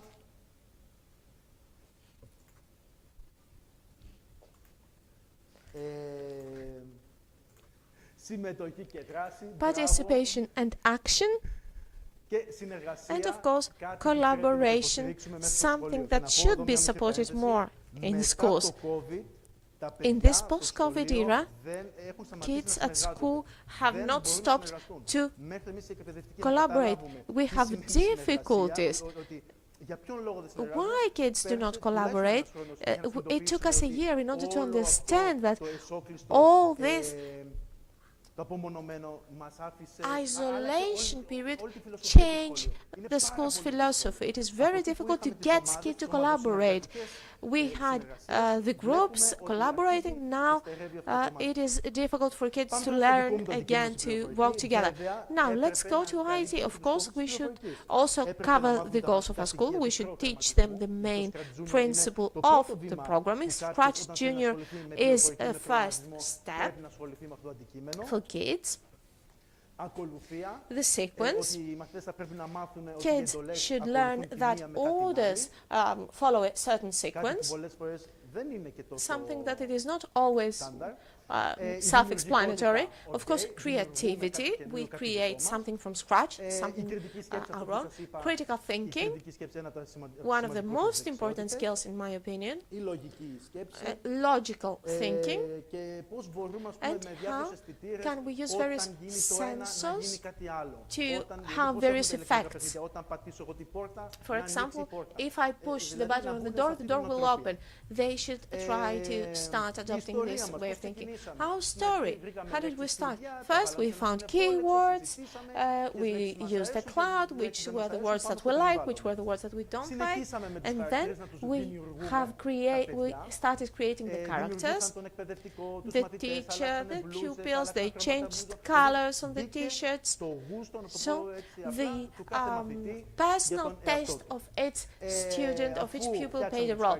After creating the characters, we have also created the backgrounds, the sceneries. And as soon as we have finished, we started anew and we tried to understand, have we done everything that we wanted? So each time we did this loop in order to be certain that we have covered all those fields. In the beginning, I want to show you a video which starts with some lyrics. This teacher, this colleague, helped us with the lyrics. You will listen to the pupil reciting the lyrics. In the beginning, you can see us within the class. You can see I am the teacher and 4 pupils. And we say that since it's the Elafonisos Eco Week, we should start and get organized. Do we agree? Yes. In the second slide, we go to the beach. Kids have decided to play a garbage collection, a waste collection game. So by clicking on the garbage goes to the bin. The same goes with the forest slide, and along with the garbage, the waste, the flies will also vanish, and this is the last slide.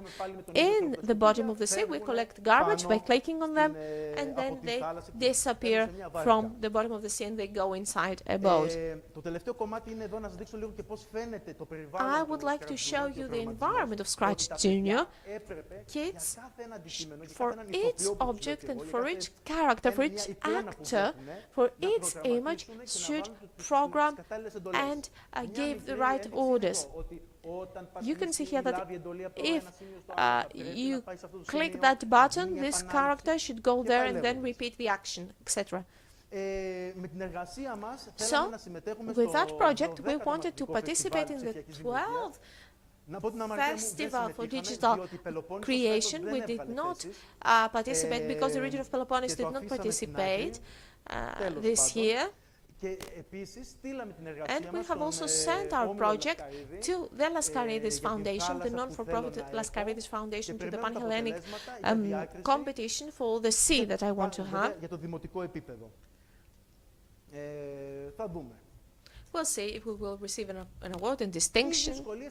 So which were the difficulties and the challenges? I think that this is the main point of the presentation.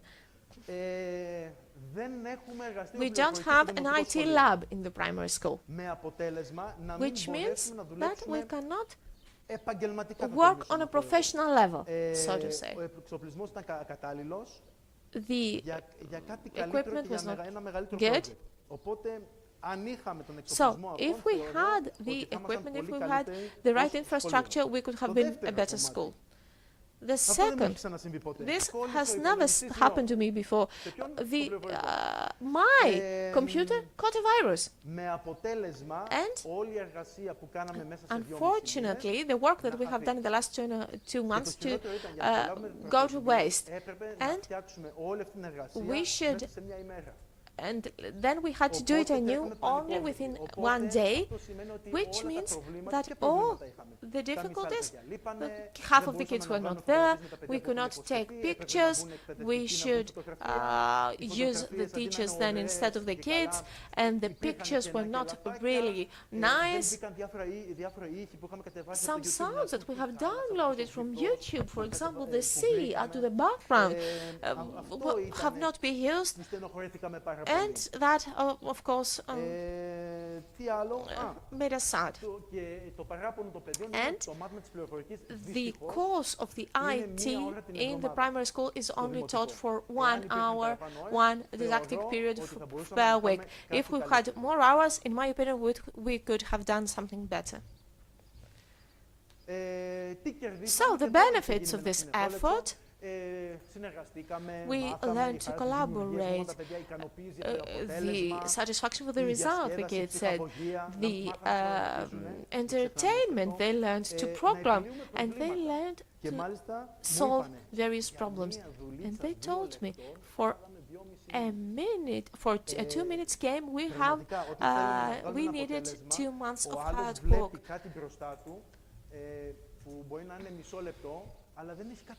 Because kids until now could not realize the amount of work, the amount of collaboration that one would need in order to achieve the results. So our future goals is to learn more programming,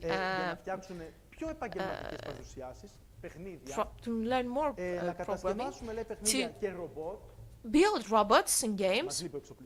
We don't have the infrastructure and the equipment, and to improve our work. And last but not least, we want to participate next year also to the 7th, if memory gets me right, Elafonisos Echo, along with my pupils. We want to be all together here, because if the pupils would be here and present themselves their work, that could be a real benefit both for them and for the school. Comment is off the mic. There are licenses from the ministry that there are bureaucratic obstacles. In my opinion, we will be able to predict that next year in order to get that permit on time. It is very important to get pupils here and to collaborate in this environment, because this is also for them, for the kids of Elafonisos. So I would like to say thank you, and I would like to show you the video with our game. Video, yes.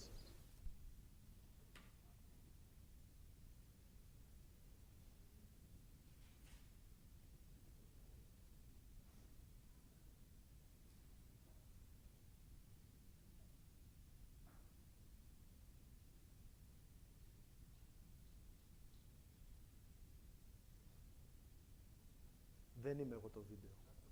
Yes.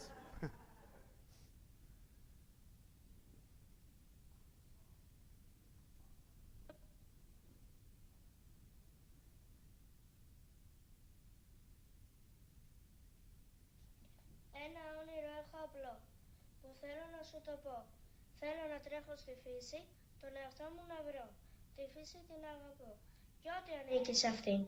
Γιατί αν καταστραφεί, δεν θα σωθώ ούτε κι εγώ. Θέλω ο χώρος που ζω πάντα να είναι καθαρός. Όχι σκουπίδια στην πόλη, ούτε τον έφος μπορώ. Έλα μαζί μου κι εσύ στον κόσμο που έχω ονειρευτεί. Κι ίσως μια μέρα μπορέσει να πραγματοποιηθεί.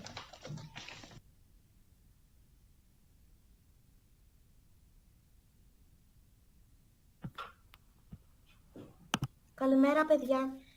Καλημέρα! Ήρθε η Ελαφώνησος Eco Week. Θέλετε να μαζέψουμε τα σκουπίδια από το νησί μας? Ναι! Λοιπόν, κάποια παιδιά θα καθαρίσουν την παραλία, κάποια παιδιά τον βυθό και κάποια παιδιά το δάσος. Κοίτα πόσα σκουπίδια υπάρχουν.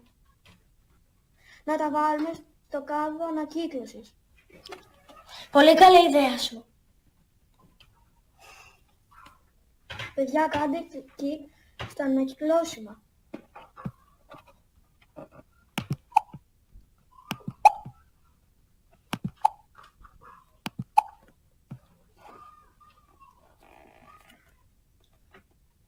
Τα καταφέραμε! Κοίτα τι ωραία είναι εδώ. Να, αλλά έχει σκουπίδια και μαζεύτηκαν μύγες. Παιδιά, κάντε κλικ στα σκουπίδια. Για να φύγουν και οι μύγες.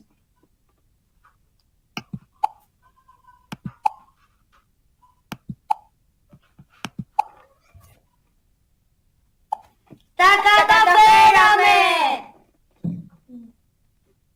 σας, παιδιά. Σειρά έρθει ο βυθός τώρα. Πω, σκουπίδια. Παιδιά, κάντε κλικ στα σκουπίδια για να φύγουν έξω.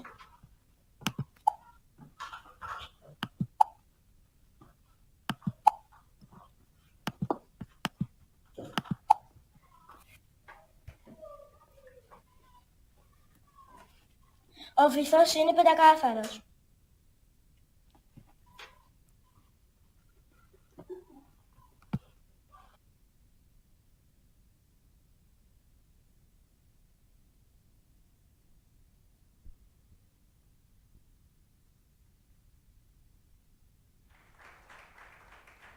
Αυτή ήταν η εργασία των παιδιών. Ελπίζω να σας That άρεσε. was the project of the Εγώ που pupils. το I βλέπω hope you και liked that.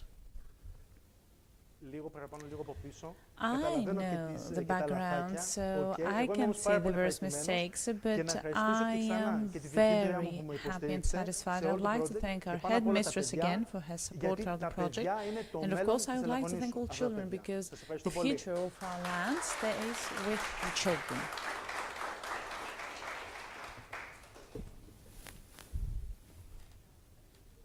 Εγώ. Ευχαριστώ πάρα πολύ. Thank you so much. Πολύ ωραίο. Μας άρεσε It πάρα was πολύ. Νομίζω amazing. We όλοι really το enjoyed it. πολύ. Και είναι τέλειο γιατί πάντα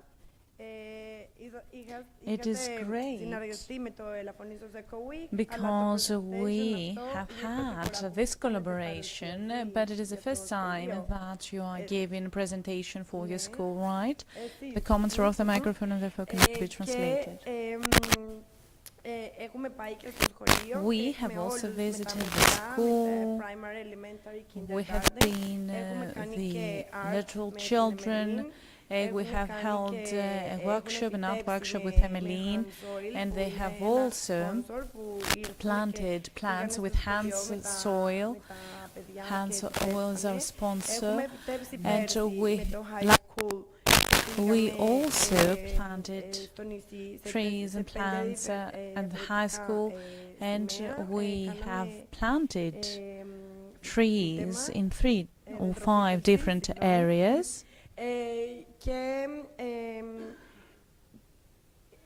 the kids are the future, so it's very important for us. They are very important. That's why also on Monday, when we had the presence of the Prince Albert of Monaco, they were the first row for the welcoming, because they are the most important thing we have in the island, the most important persons we have in the island. So they were the very first row to receive the prince and the welcoming. And now we're gonna have a presentation by Antigone Dalamaga. She is the director of the Ecological Recycling Society, NGO, both in Zero Waste Europe and Reuse, right? Great. And Ismael Casoti Rienda. He's a PhD candidate in environmental engineering at the University of Aveiro in Portugal. And it's a board member of Zero Association of the Sustainable Earth System. They're gonna have a presentation about island as resilient ecosystems independent from mainland resources. So please, the floor is yours.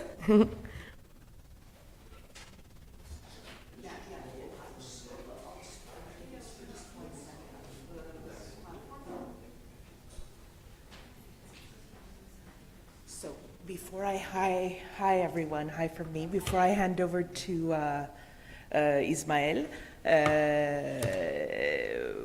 so we were asked to do a workshop on zero waste, basically. So we've decided to switch up a little bit the program.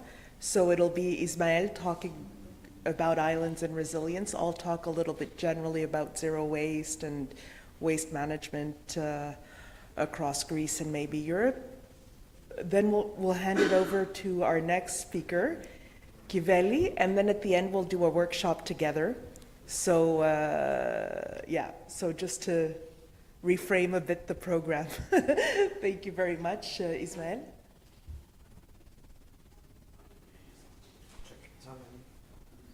Hello? Yes.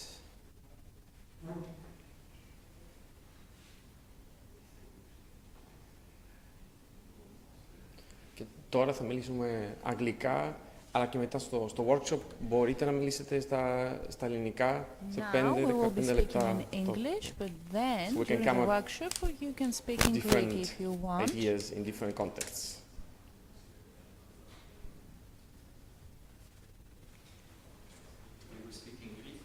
English.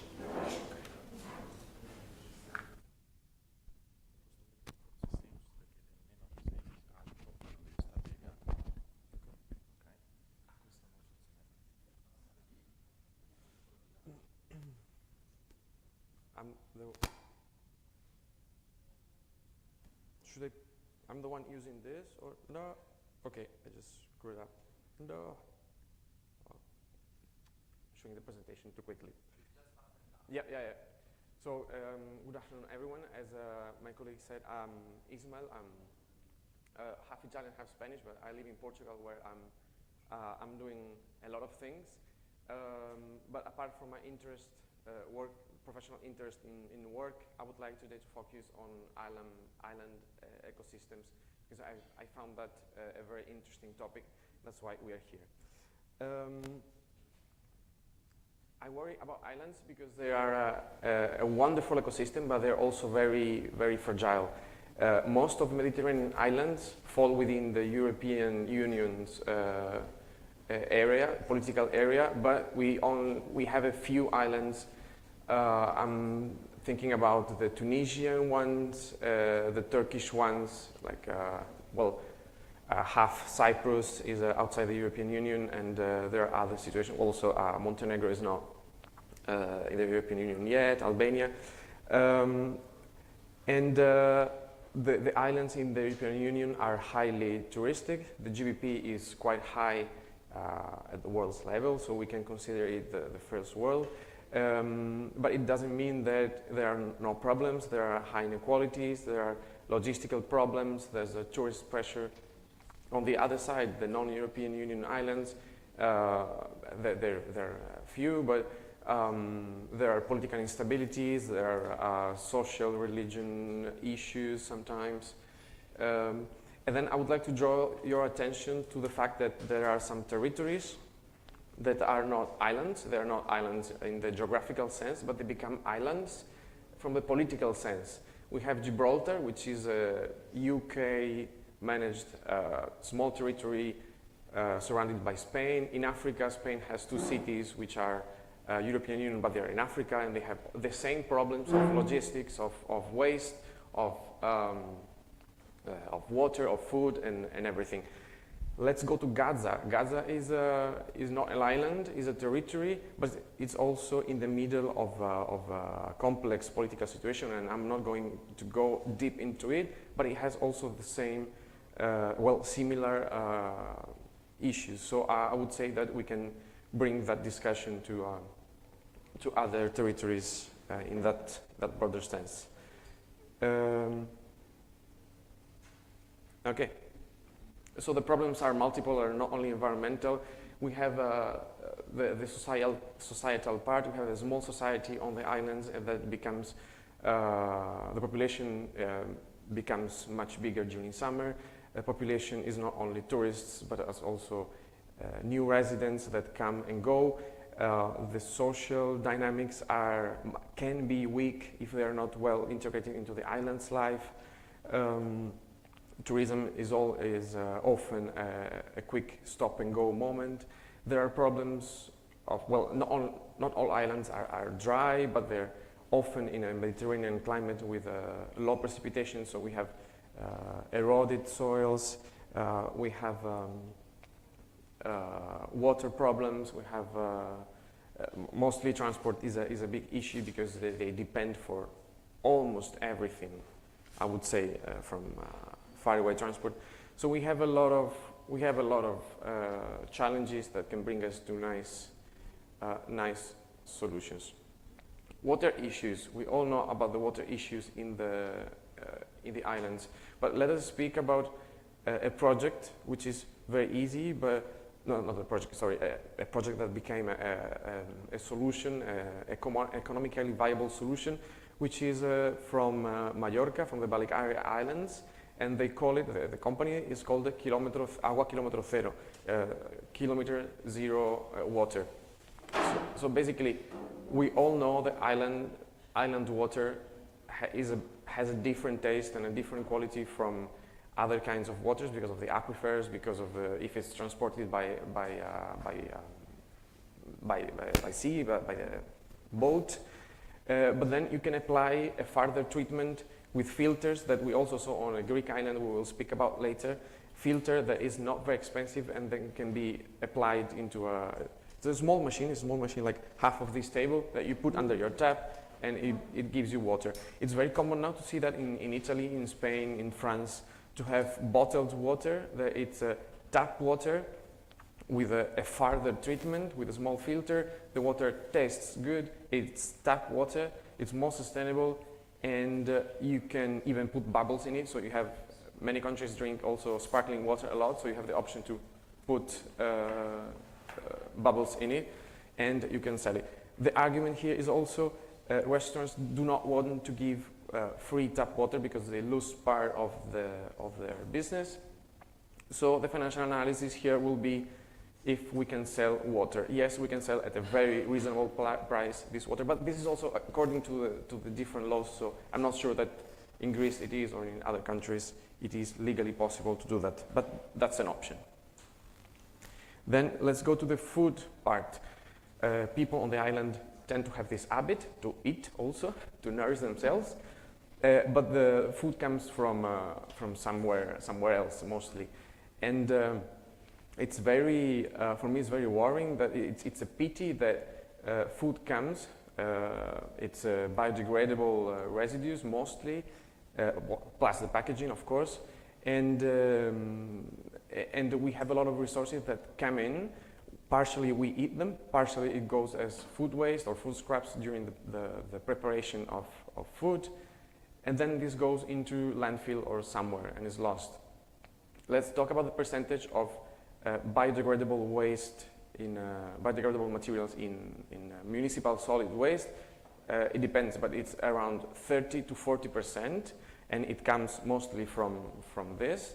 So, well, a third of the total waste on an island or a municipality is a resource that comes from food, and either it's dumped, landfilled, or it goes back to another island to be treated. So I think it's a bit of a pity. Pity is not a very technical word, but we have another technical word, which is circular economy. Everyone knows about circular economy, and circular economy is that.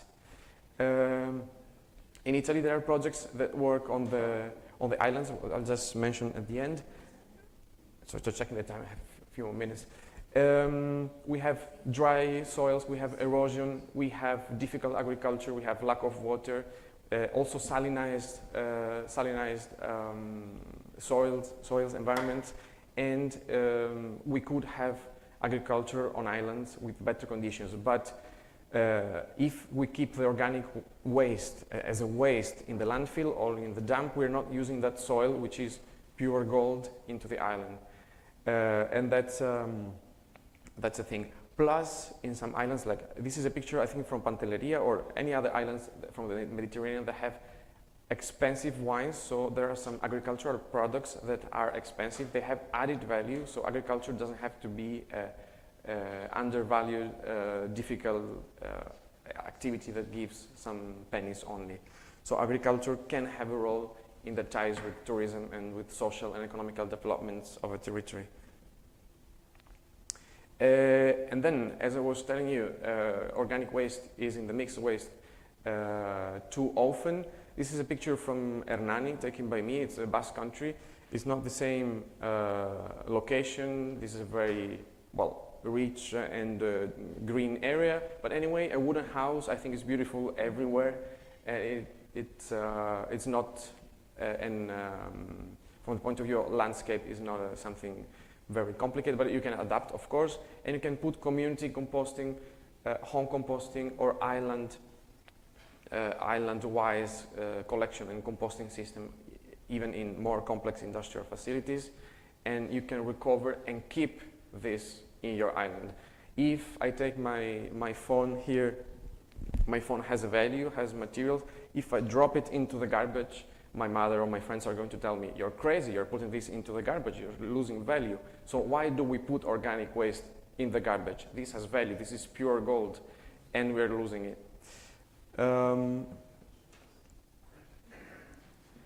In the Balearic Islands, they approved recently a law which obliges hotels, first the high category and then every hotel, to elaborate a circularity plan.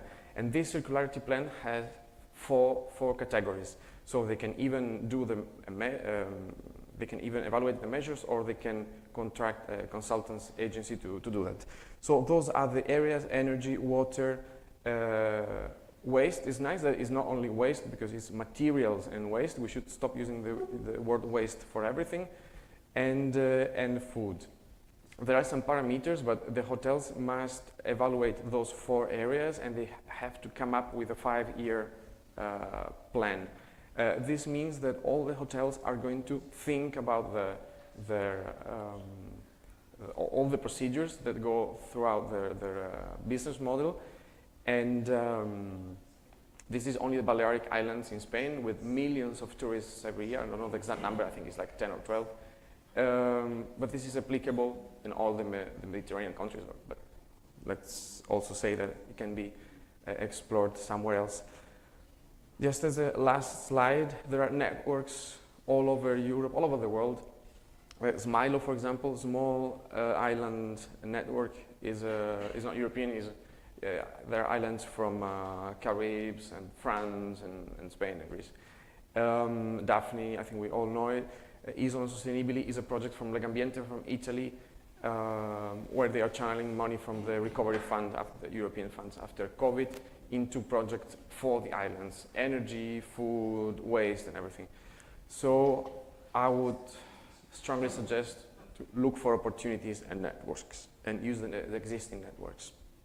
I'm pretty much done here, but I'll leave the space to Antigone and then to our colleague, and then we'll have the workshop, and we will, just spoiler alert, we want to hear you talking at the end of the day, okay? I think that, thanks.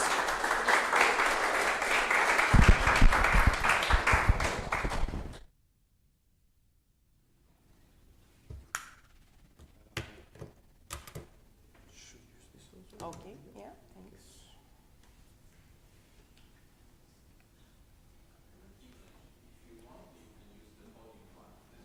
I can use this one? Perfect, I think I will.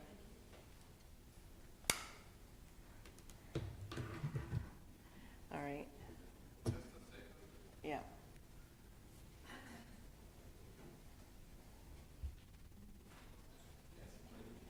Perfect.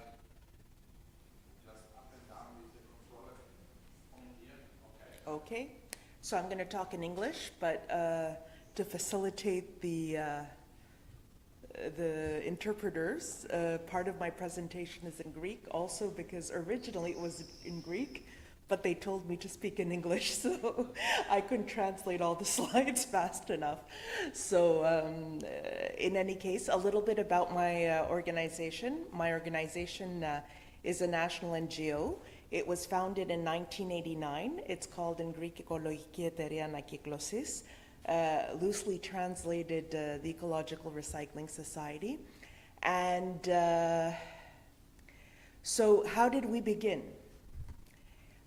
A bunch of people in 1989 wanted to do something about waste. And at the time, all the responses were, you know what? Greeks cannot recycle. At the time we were talking about recycling, everybody said it was impossible for a Greek to recycle.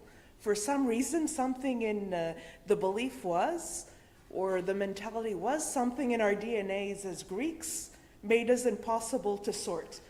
People that lived outside, like my family in Canada, were Greek. They were able to sort, but inside the country, for some reason, it was impossible. We found that the members at the time found this very frustrating and kept knocking on doors and kept hearing no. So they decided to just do something about it. So what did they do?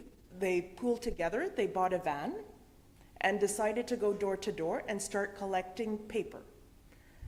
So this was about 1990, and sure enough, it turns out that Greeks wanted to recycle, they just didn't have the opportunity to recycle. You know, they didn't have the bins or the infrastructure or whatever. So it wasn't so much the inability, some secret inability for someone not to do something. It was just they didn't have the means or the opportunity to do so. Anyways, that was over 30 years ago.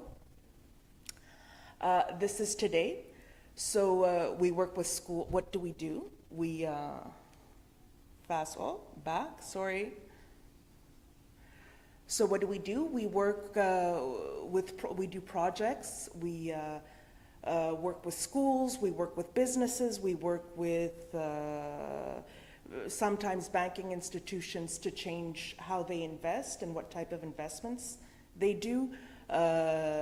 We do prevention, work with prevention, we work with local authorities, we work with the ministries to try to change the laws. Sometimes, you know, they're open to it. Sometimes it's much more difficult to get things through. We're also a member of 2 European networks. One is Reuse. It's called the Reuse and Recycling European Union Social Enterprises.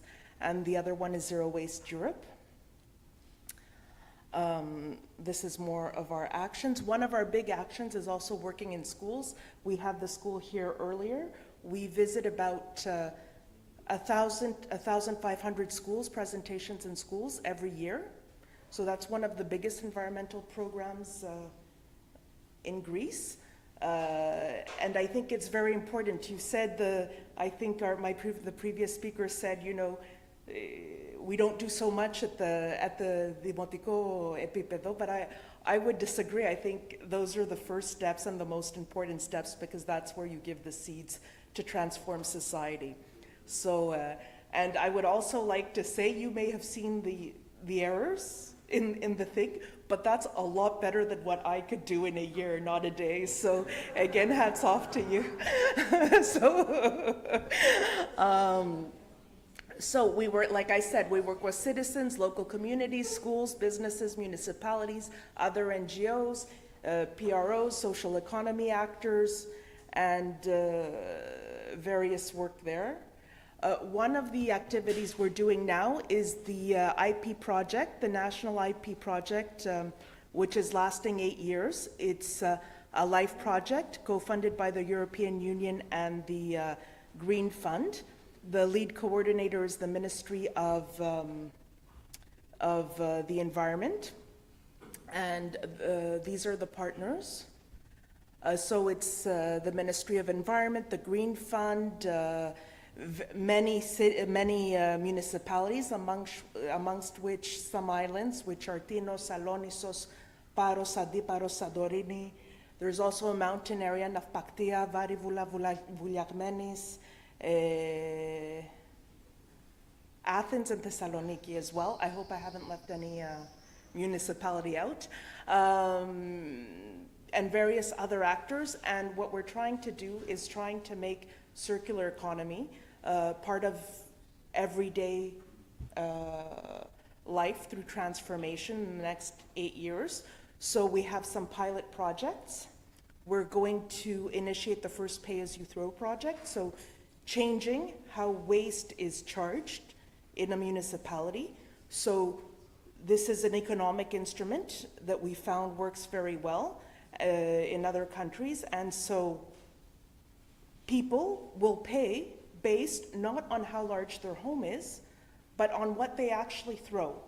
So this is a direct incentive to households and to businesses on reducing the waste they produce and increasing recycling or reducing and so forth. The creation of reuse centers across Greece, the creation of implementing integrated waste management in the cities I mentioned, and so forth. And I'm not gonna, okay, so for people that are from Greece, there will be regional training sessions for all the stakeholders. So if you're from an NGO, if you're from a city, if you're even a resident, but if you're from a business, an industry, the region, or whatever, we will be doing a one-week event, all the partners of the project, where we can train you one-on-one, you can go through seminars and things like that. Schools, everyone is invited. You can even do a Zoom call if you can't make it to the meeting, and book a time and say I'm interested in this, which of the partners can help me, and how can I do this? So in Peloponnesos, it will be September of next year.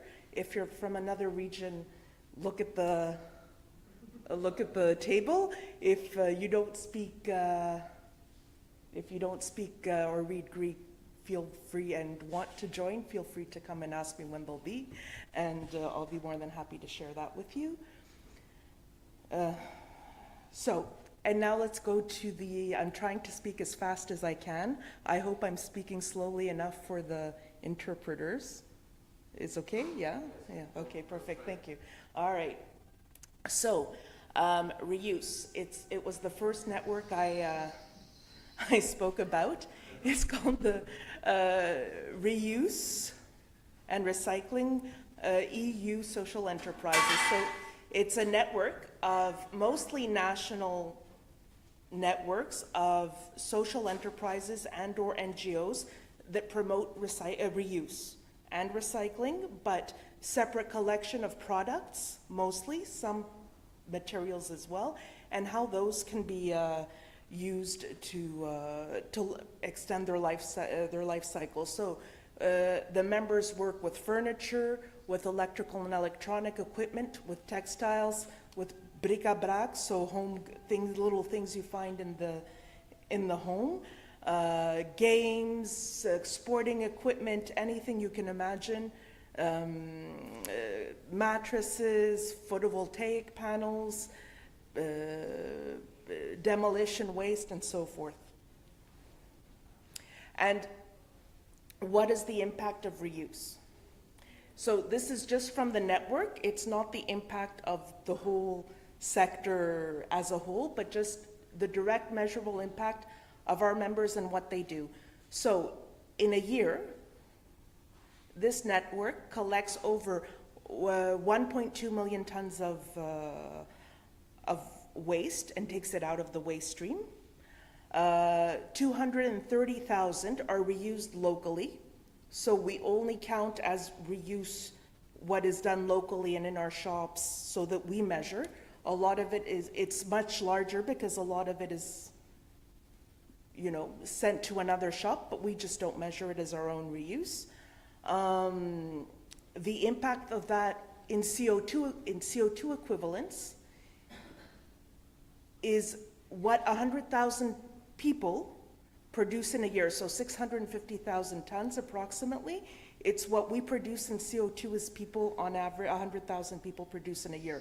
So that's what's saved through these reuse activities. That's the environmental factor.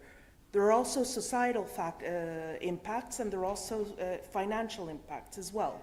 So there are over 1,000 social enterprises working in doing this. You have 105,000 people working.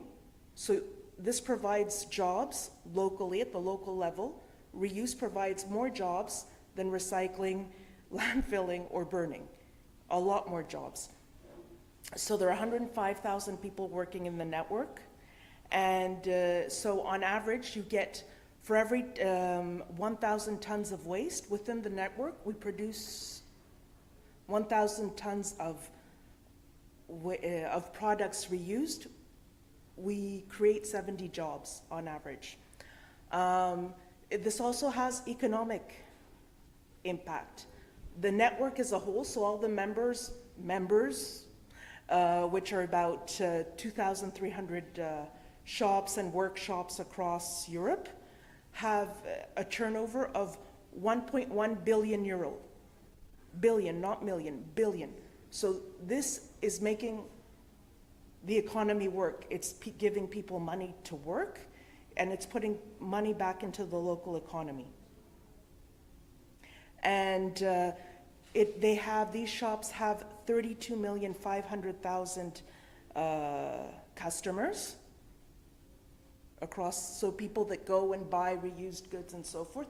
So it's giving back to the community high quality, inexpensive products in the 2,300 shops. So now I get to practice my Finnish. This is an example of the Finnish Reuse Center, which in Finnish, because we have a Finnish person here, so I wanted to practice. Kerätyskeskus, I hope I got it right again, which is the name of the reuse center, and I think that means reuse. And what they've done is, beyond the regular reuse, they've created their own brand called Plan B. So everything that can be reused, they reuse it. If they can find a way to reuse it, they'll do it. So these are some of the images that what they've done. So the first photo is a snowboard that they've turned into a bench because they couldn't fix it as a snowboard. Things from textiles, going back, sorry, I need to get the hang of this. So a bench turned from the bottom of a suitcase and textiles. Another bench, I think, from old drums. The closet, the hanger, is from ski poles. The top of a valica, of a suitcase, has been turned into a serving tray, and so forth. So these are just some examples of how you can be creative, imaginative, artistic. Look at the guitar that they couldn't save. It's turned into a piece of art and handiwork in the home. So ways to be creative. And now to my next topic, zero waste. So what is zero waste? So this is the European waste hierarchy, the official one.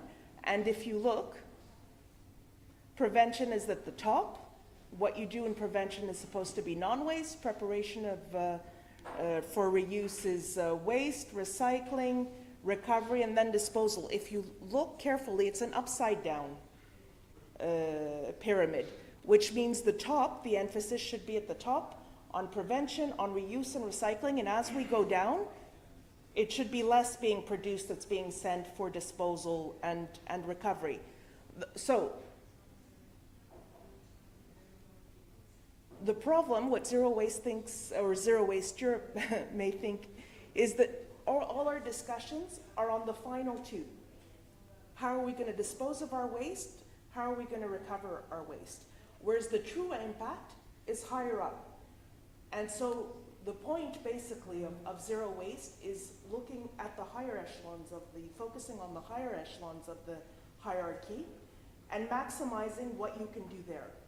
I think that's as quickly as I can say it without going into very many details. So it's maximizing prevention, then what you can't prevent, through rethinking, redesigning products before they even exist and making them more, extending their life cycle and so forth, is going to preparation for reuse, then recycling, and then at the end, only at the absolute end, as after you've exhausted everything. Why? So I put a quote here, which is very often, zero waste is the conservation of all resources by means of responsible production, consumption, reuse, and recovery of products, packaging, and materials without burning and with no discharges to land, water, or the air that threaten the environment and the human health. That's why we're doing it. Why are we doing it? We're doing it for ourselves. We're doing it for our children. We're doing it for society. And we're doing it for our planet, because resources are finite, and we need to prevent their overuse or keep them in the loop rather than just burning them or burying them. If you burn them or bury them, it's the most inefficient use of a resource. How? There are many ways: prevention, reduction of single-use plastics, banning single-use plastics, composting, changing delivery systems, implementing PATE, implementing eco-modulation, separate collection. These are technical terms. I won't bore you with them. I think we'll get a very good example with the next presentation. But it's not only cities, right? It's cities, it could be communities, it could be businesses, it could be festivals, it could be schools, it could be households that implement zero waste.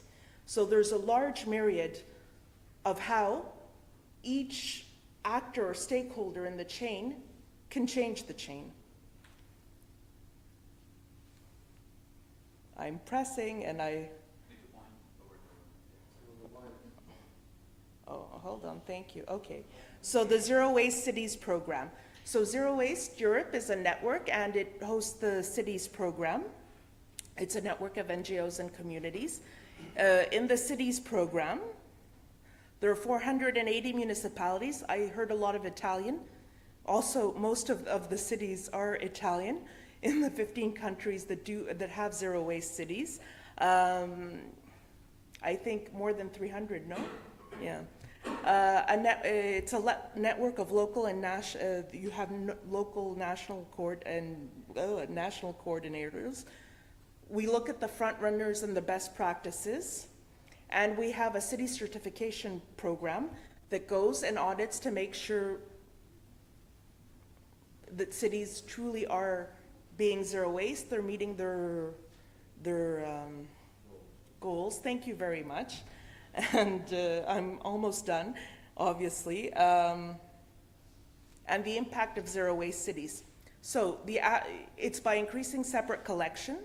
Most of them have reached a collection rate of 67%. It ranges from 7 to 93. The average, and they produce a lot less waste than the average European city. So around 160 kilograms at the EU level.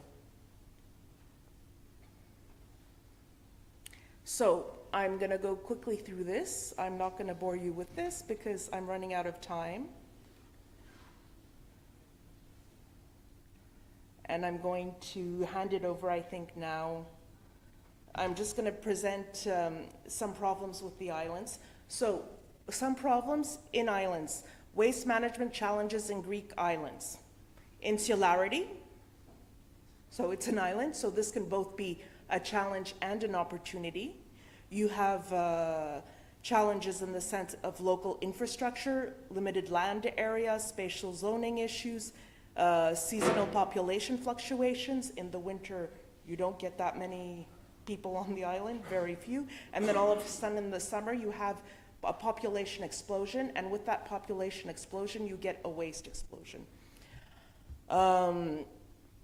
You have collection and transportation challenges and a very high dependence on bottled water as well. So an increase in plastic pollution. So I'm going to quickly introduce the 3 cities in Greece that have started the process of becoming zero waste cities. You have Varivoula Vouliagmenis. The next one is the island of Skiathos. And lastly, but not least, is the last to join, but the first one to reach the audit and the certification process is Tilos. So it's the Jesco Zero Tilos project. It was a collaboration between Polygreen and Tilos Island. And before we go to the workshop, we get Kiveli. We're very lucky to, if she's ready, to introduce Tilos and the wonderful things they've done in Tilos. And so now is an opportunity to see zero waste in practice. Ella. Okay, thank you.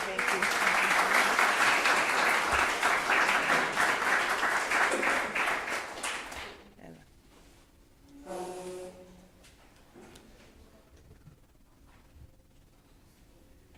ready?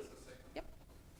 While they do the presentation, I would like to invite all the people who is in the room. I know many of you have already gone, but talking about zero waste, Mr. Flesas, who's here, is an architect, but also an artist.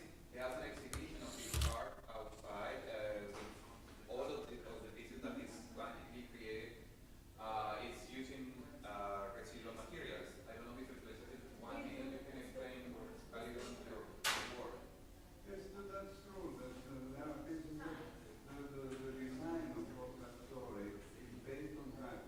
I mean, the philosophy of drawing it started in order to have the same pieces in different objects, so that keeps the price low, so that the people can get flow to the objects easily.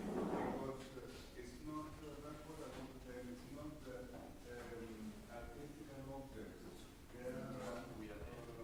Mass production objects.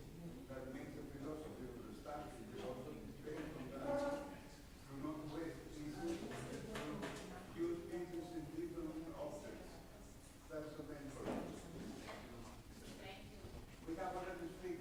Yeah, with Kiveli. Okay, so Yeah, it's there. Don't worry. Okay, so hello. First of all, I would like to thank Enrico for the invitation and Caterina for the very nice organization here, and I hope Enrico gets better soon. So I'm really proud and honored, and also, before I start, I have to say that I'm very, very happy to see that many projects are an ongoing process. And as a teacher myself, I want to congratulate, what the school in Elafonisos here has done. And I feel how anxious you might be about the result, but it was perfect. Well done. I'm really proud and honored to be part of this project, Just Go Zero Tilos. It started, Mr. Polychronopoulos, Athanasios Polychronopoulos, had a vision to create the first zero waste island. And we actually, okay, I'm pressing it. Down, bottom, that's it. And it has been created as the case study of Tilos, so the vision was the zero waste world. And it's based on Miden Agan, the ancient quote, the ancient saying that means nothing in excess. And this is what we actually have implemented on Tilos Island. It's a model of circular economy that can be actually implemented everywhere there are people and there is garbage. And from now on, I will follow what Ismail said, that there is no word like waste or garbage. It's called materials, because everything gets a second life.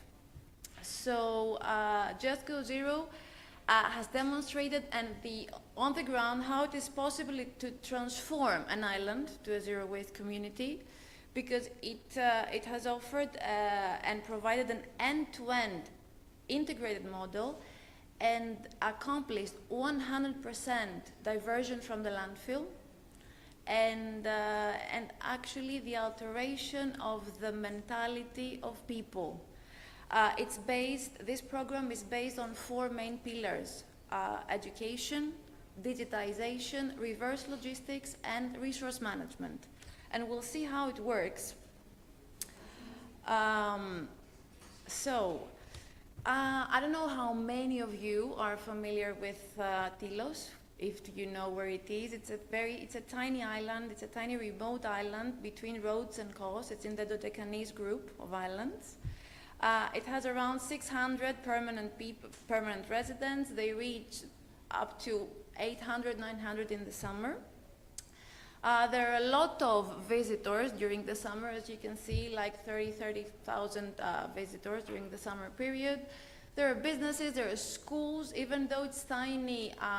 There is a kindergarten, there is elementary school, there is high school as well. So it's a community fully working. There's also a campsite, very popular for those of you who like camping. So let's have a look at how we did it there. First we separate, we collect, we convert, we train, the most important thing, and we prevent pollution. The process follows the idea of circular economy. The most important thing, and I'm going to use simple words in order for you, everyone to understand, is like, first of all, we eliminated the landfill. There is no landfill on the island. Nothing is buried, nothing is burned. So, you know, the common question that I have heard many times is like, okay, and what do you do with the garbage, with the waste? So we give them a second life. How? You'll see how it's going to happen. So no landfill, and each household has been given special equipment. That's why you see the door-to-door collection. Each household so has its own equipment, and each business has its own equipment. And the collection takes place door-to-door. How often? 3 to 4 times a week for the households, every day and twice a day for the businesses. And we'll see how it works. And these are as you can see in the screen, the main axis of the project. We collect, we wanted to make it easy for the people, so we wanted to facilitate the process. How? There are 3 different streams: organic waste, recyclables, and non-recyclables. We understand that this makes the process a lot more easy, because the mentality of people, especially here in Greece, has nothing to do with recycling. Okay, so this behavioral change program had to make it easy for the people in order to be implemented. So let's go to the door-to-door collection. As you can see here, there is one in the picture. You can see how it takes place. So these are the following streams, as we said: organic, recyclable packaging, and non-recyclables. They are collected door to door for each home and each business. The most important thing as well is that they are weighed. If you notice, in this blue bag, you can see there is a unique QR code for each household. So the moment the team collects the materials, they scan the code, so they see, this number is for Kiveli, for example. They weigh the 3 streams, and I, as a resident, have access on the application, which is custom made for Telos, but everyone can download it, Android, iOS, and I can see my progress throughout the project, and also I can see the ranking, who is first, second, third, depending on the week. So this way we want to create incentives in different ways. So after everything is collected, they're loaded into electric vans, and they are transported to the old landfill, which is now has been transformed, as you will see later, into a very modern sorting facility center. It's the innovation center in Telos. So this is the household equipment. There is a separate collection container for the recyclables, this blue bag, and it's supposed to be, it has to be put in the house so as to be treated as part of the furniture. Why? Because we don't want, the word waste. So it's only for the recyclables. What we tell them is they have to be clean as much as they can. And there is another bag, the multicolored one, as you may see, where they people put the organic waste and the non-recyclables. We also give them one bag, a biodegradable bag for the organic waste, to be put separately. Now, the equipment for the businesses, as you can see as well, there is a bin, a separate bin that you may find in all the rooms for the recyclables and organic. And also this white thing you see is for the restaurants. They hang the bags in different streams so as to facilitate the whole process as well. We also provide all businesses with collection bags for the organic waste and the recyclables. Because as I said, and this is our goal, we wanted to make it easy and for the people to comply with the whole new project. But as I said also before, education has played a vital role to this project. Community engagement was and has been and will be the main pillar. We have, as you can see in the pictures, we have visited and we visited all the households numerous times, door to door. We had to explain, yes, first of all, we had to say who we were, what we want to do, why we want to do it, and we had to convince them that what we're saying is true.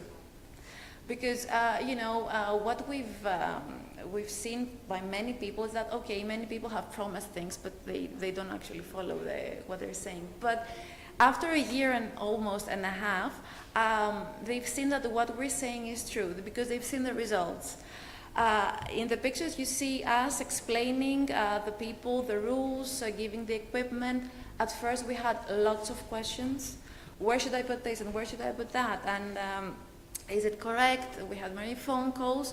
But after a while, after these numerous visits we have paid, people now, if you visit Tilos, they will train you how to do it. I mean, it's amazing. Also, schools, and my colleagues, will understand. We have many actions at schools because I do believe that, yes, even it sounds cliche, but it's true. Children are the future, and the change will start from the children, and the mentality starts, this change of mentality starts from schools and then with the family. So we wanted to show it. I mean, you can see some action with tote bags. We wanted to eliminate the use of plastic, so they have, we gave them cotton bags, which they drew, and they offered them, at their mom's, dad's, whatever, so they can use them instead of using the plastic bags at the supermarket, and many more actions. Tourists also, because of course, as every island in Greece is a tourist destination, so tourist engagement is also one of the things we have been very, very careful, and we wanted to help. On Tilos Island there is a big camping site, and we have installed, as you may see on the right corner, a big container with 8 streams, and all the campers, it's a free camping site. So all the campers which have been visiting Tilos over and over again, they really appreciated the action, and the results we've been getting, I mean, the quality of the materials we have been collecting from the container is amazing. I mean, they take their materials, they separate them, because it helps when they have these 8 streams, and every time we visit them and we ask their impressions and everything, they really are impressed by this initiative, and they wanted to keep going. Also, as you can see, there's also these wooden huts, the wooden houses. These are a sailor's point. Why? For the boats, when they they are in the port, they leave their garbage separately, because if you open them, you'll see they're separated into 3 streams: organic, recyclables, and non-recyclables. So we wanted to help in every way we could the visitors, the tourists, everyone, to comply with the new rules. And now, all these materials, as I said before, they end up to the Circular Innovation Center. We call it 3K. So you see some pictures before and after, and seeing that, and the locals having seen that, they really appreciate all this private initiative, because it's not only words. So this is a total conversion of the landfill to a modern center for circular innovation, where all the materials are sorted and managed, and you'll see how. We have almost 28 different streams. So these 3 streams for the people end up in the center, and they are further sorted. The industrial warehouse and the area for sorting is here in the pictures. So we sort them, we pack them, and we store them in order to be transported to Athens to certified facilities for further recycling. All the sorting of the recyclables, I have to say, it's done by hand. So the people who work there, really, it's a really hard work. I've tried it too, so because I always want to see in person how things are done. I don't like theory. And they do it with great passion because it's local people work. So they do it in order to help their island, you know, become even better. There you can see the baling presses and the chambers. I don't know if it's clear in the pictures. You see some of the streams, the bottles, the aluminum cans, and they are pressed, so you can see a little bit some things of the procedure. Also, this is the way they are packed. Cardboards, mixed paper, you know, different streams. I don't want to tire you with these details. The point is that it's done. And as I said before, they are sent for recycling to licensed final recyclers in Athens. Now, the other stream was the organic waste, as I said before. Very, very important. Why? Because all the organic waste collected from the island stay on the island. But how? But in a different form. They are composted on the island, and they are transformed into fertilizer and distributed to all the people, to the locals. And they really ask for it because it's natural, you know, and it's much better for the soil rather than using chemicals. So what I always believe is that most of the times people, when they see something, they believe it. So now they've seen it, and they really this is another incentive for them to keep going. Here is another equipment for glass, where it's also transported to final recipients in Athens. Another important thing, upcycling, because I've heard that, in many of the presentations today that upcycling is very, very important.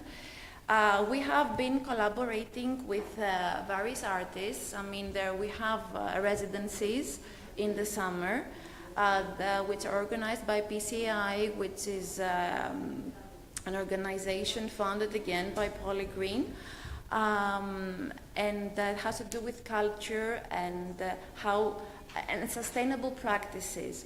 So last summer I was there. There were 2 groups of artists. The things you see in the pictures are some samples of their work.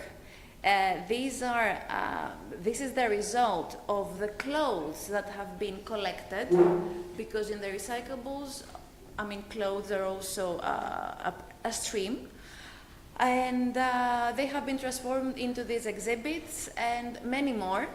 And also locals have the chance to come to our office and admire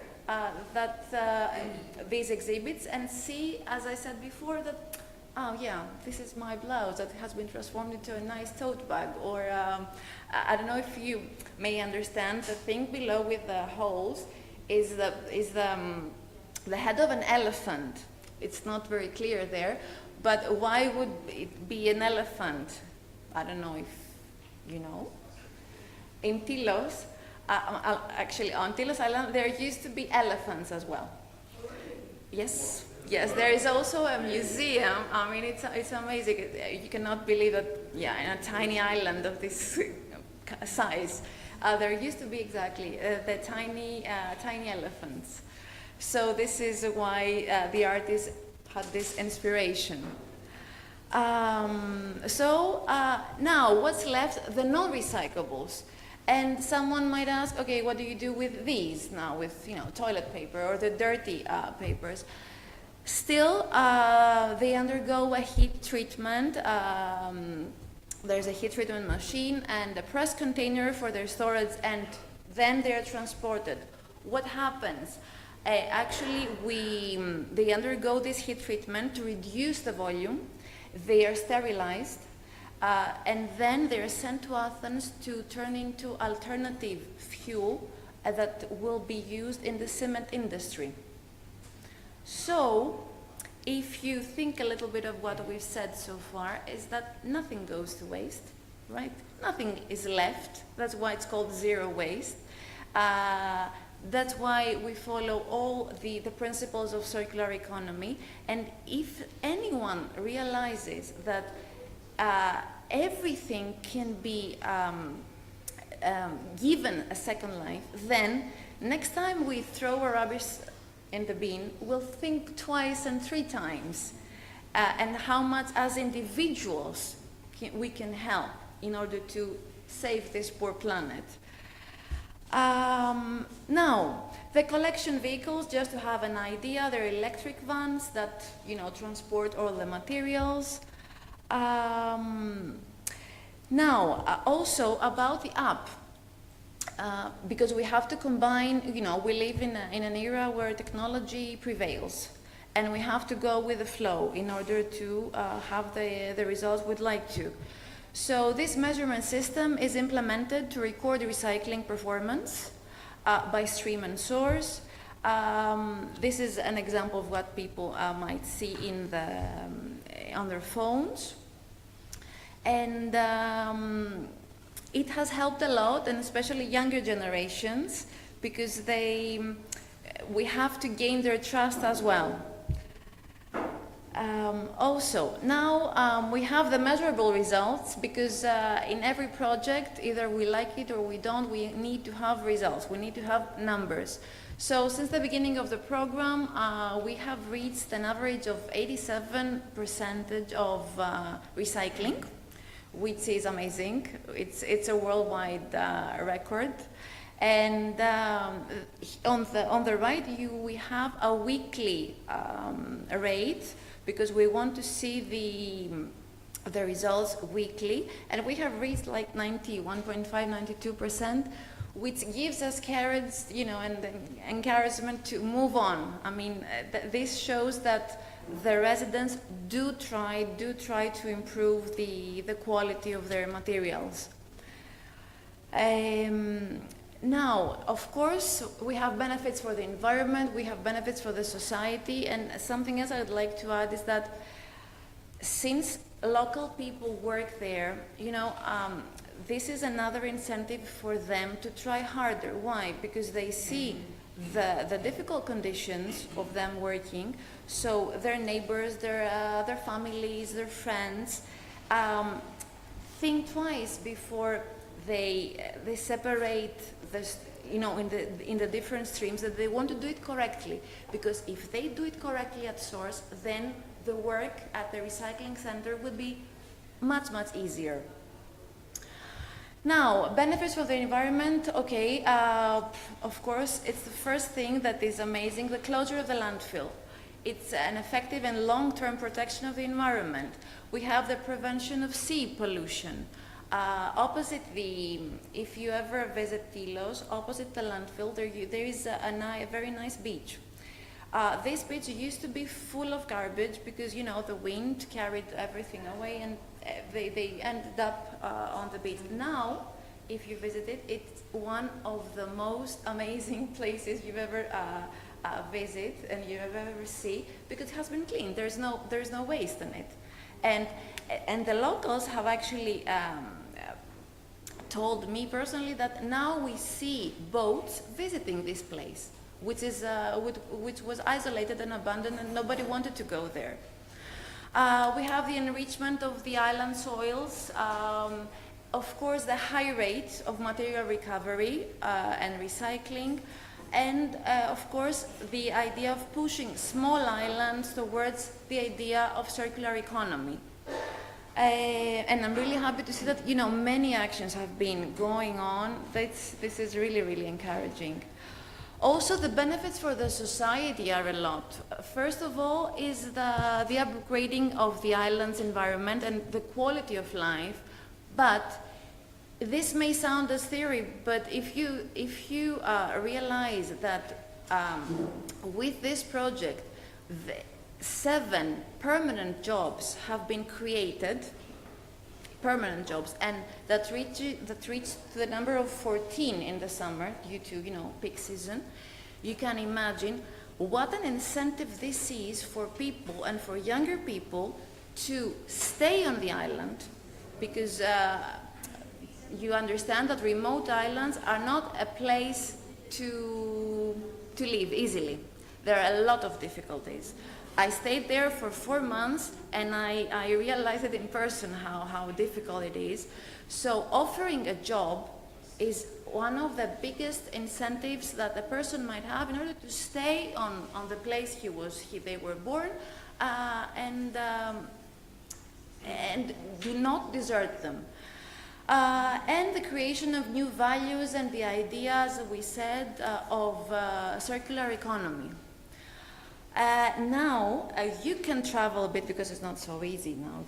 Tilos is far away, but there is a nice video here we can watch to see some things about the project. Enjoy.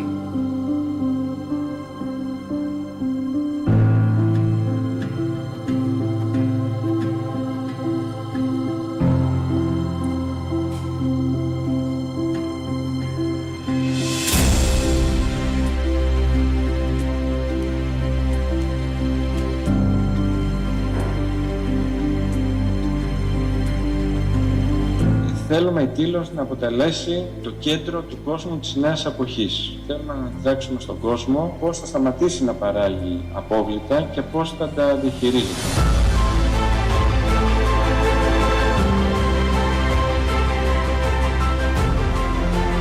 Ο σκοπός του προγράμματος αυτού είναι βαθύτερος από το απλά να πούμε ότι κάνουμε ανακύκλωση. Να αλλάξουμε λίγο τις συνήθειές μας.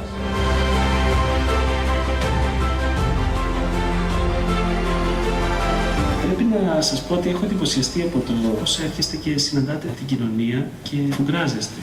Δεν θέλω να βλέπω το χαρτάκι να πηγαίνει κάπου αλλού από εκεί που ανήκει, δηλαδή στον κάδο της ανακύκλωσης.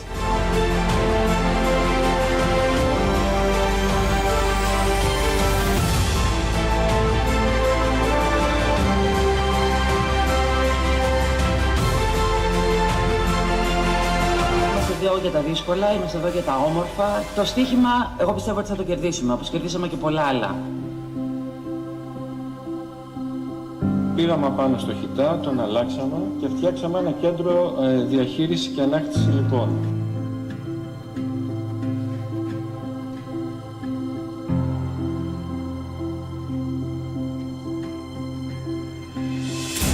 Κύριε Πρόεδρε, βγάλουμε μέσα εδώ πέρα στο κέντρο κοινωνικής καινοτομίας.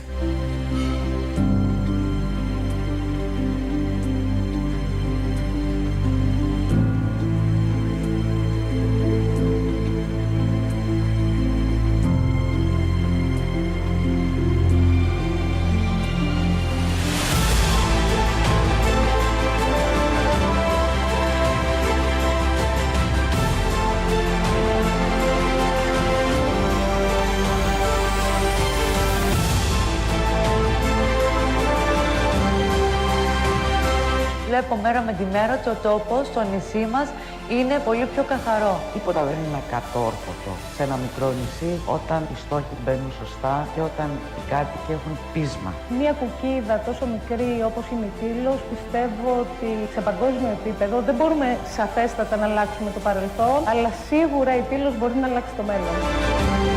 Ο κόσμος και οι τουρίστες που θα έρχονται στο νησί σας δεν θα έρχονται να δουν την τεχνική εκτίμηση, όσο και να δουν τις δικές σας συνήθειες. Εσείς θα είστε οι πρωταγωνιστές.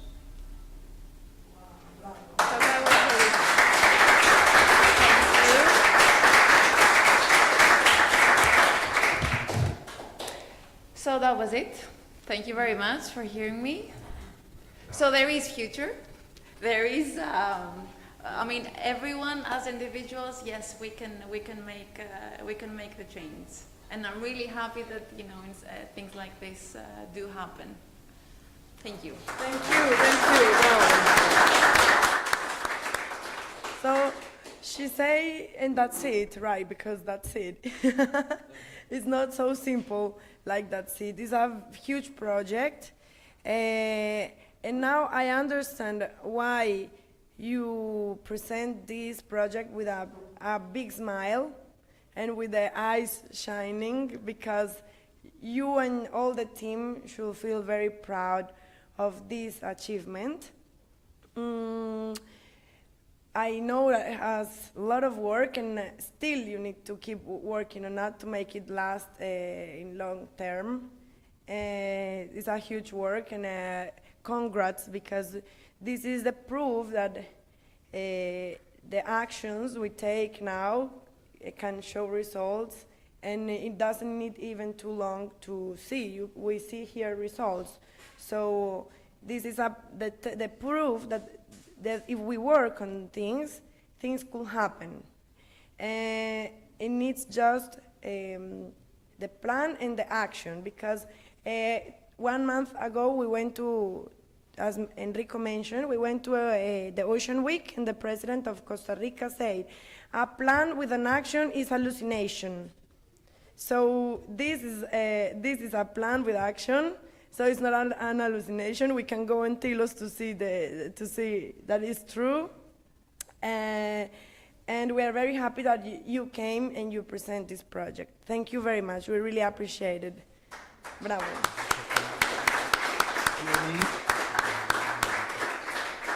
So now it's time for the workshop, right? So do you hear me? Yeah, we have time, right? We have time. Yes. Can you listen me? Yes, we can hear you, Enrico. Hello. Hello to everybody. First one, we had a very, very interesting morning, and all are connected, from the master plan to our friend Julian, to what you said, Alex, what you do in zero waste, and the case of Tilos. I believe it is one of the more important morning in this symposium. I check Tilos has a similar number of inhabitants of Elafonisos. 400, 500 in the winter, 900 in the summer. Elafonisos have a similar figure. Elafonisos has 20 square kilometers. Tilos has 60 square kilometers. It is a little bit bigger with the same inhabitants.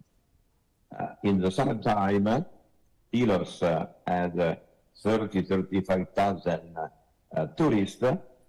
Elafonisos have much more tourists in the summertime. And my point is, if what it was done with Polygreen in Tilos was achieved, why we cannot achieve it in Elafonisos? I heard several times, but the Elafonisiotes are different kind of people. This one in my business life, I always heard, here we are different. I work in France, they told me, no, you are Italian, here is different. I was manager in Brazil, say, yes, you are very good Italian guy, but in Brazil you are different. I work in Mexico, yes, Mexicans are completely different people, you cannot do it. I apply the same system in Italy, in France, in Mexico, in Brazil, and we will win. We had to win. And training local people are the basic, and everyone, if you train them, they understand. You don't need to have a population that spend their time to an MBA in Columbia University or in Stanford University are just people, and the people that could be older or young, if you explain, they be trained and understand. Or what is very interesting, I hope that we can present this one.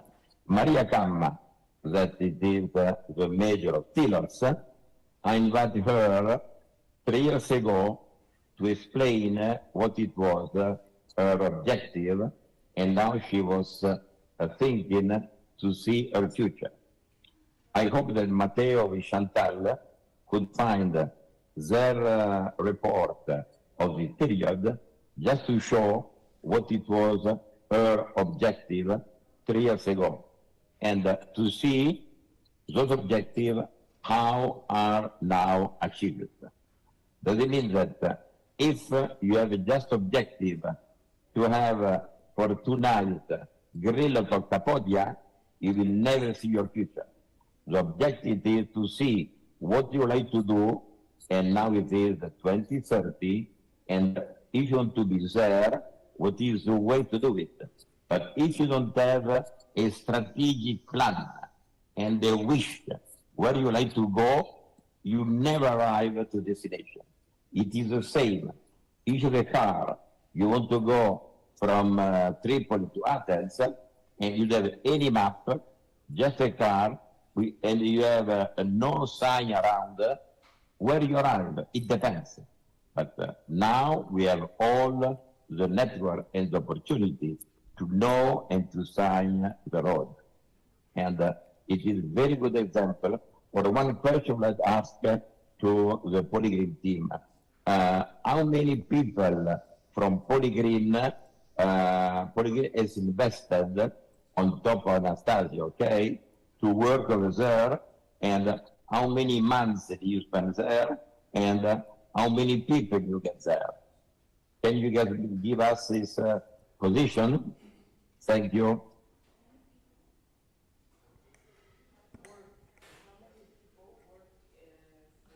So, Enrico, you asked how many people have been working on the project? Yes, from Polygreen. Local, I mean, as I told you, there are 7, 8 permanent jobs for the, Yes. you know, there's a collection team, and there is also one person at the office which works throughout the year for the community engagement. And there are also people in Athens, just like myself and other people, we are a big team that manages the whole project. We visit the island often. I stayed there for, as I told you, I mean, for 4 months to see in person the whole situation. So Yes. there is a local team, and there is also the team that works from Athens. The local team, you said, was 1 from the Dimarchia and 7 people that were No, volunteers. not for Dimarchia. No. There are 8 permanent jobs, 7 people in the collection, you know, in the vans, and But where there you is find these people, the 7 people, you find where? Local people? local people. And of they course were we focused on collaborate this with area. the, They were sorry? paid to do how it works. They are paid by Polygreen to Yes. to do what they have to do. But there were 7 local, you choose 7 local, Yes. and they were perfect. And 1, it was the coordinator of the And local. another one which is local, but she's in the office for the, you know, in the communication part. Very well done. You know, And, to see when did you all start? the people. When did you Yes. start this one? When did you start? When? It started in December 2021, you know, Yes. gradually. And we wanted to remove the beans gradually. It's not easy to happen. I mean, from one day to the other, because there would be panic. So the last beans were removed from the island on April 2022. And so that's why we say it's a year of, you know, fully implemented. Perfect. And now, from now on, what is your plan in the next 12, 18 months? The plan is to be on Tilos for the next years, of course, and to be improved. the first step is, to implement this. And since we've done it, now the hard work is to keep it and try to be even better than this. Keeping this is a challenge. That's why it's an ongoing process, an ongoing project. We need to keep them aware and conscious of what we've achieved altogether. And we have goals. We want to reach higher levels. And I spoke with Athanasios. Unfortunately, he could not be there. It was in Palermo. Very good contact Yes, with him. he really wanted to be here. He really wanted to attend. Do you think that Elafonisos could be the next laboratory to do with lesson learning Telos? And our aim is to become better than Telos. What do you think?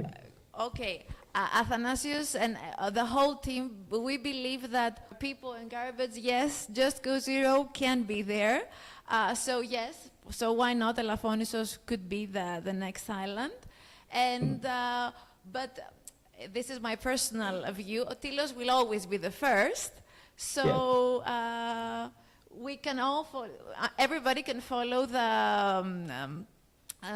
can follow Telos and the model of Telos to a zero future, to a zero waste But future. I believe that, again, what you are saying, the collaboration and action are for me the two key points. I believe with the Prince Albert Foundation, with Zero Waste Movement, with Clear Blue, with USA Polygreen, we could really have a network in order that we could go and again, lesson learn and not make a mistake, just to take the positive part and what we can do really in order to become the next laboratory for sustainable development and natural conservation in order that, as you are saying, in Telos, we create a network.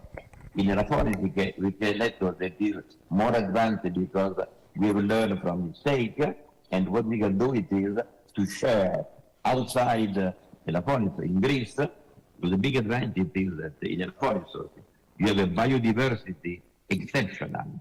We have an archaeological site like Pablo Petri that is the oldest city, submerged city in the world. We have a wetland with strawberries. We could do a lot of things, and the big advantage, when you have a small island, you can really do something that in a big island you cannot do it. And thirdly, I appreciate a lot, I know very well Maria Camma. Only one point from her, she doesn't speak good English, but she will learn English in the future.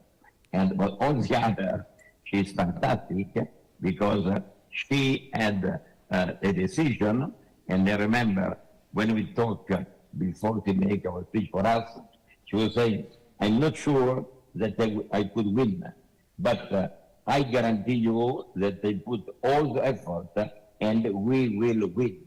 And here it is, the good result. I don't know if Matteo, we have with Chantal the presentation by Maria in 3 years ago. Can you check it? Matteo? In order to present it? Yes.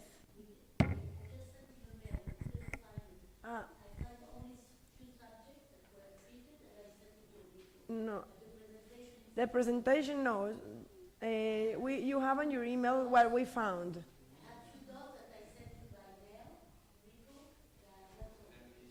Mm-hmm. It is in our website. In our website, we have a Tiro's example. Okay, we will find it. We will find it.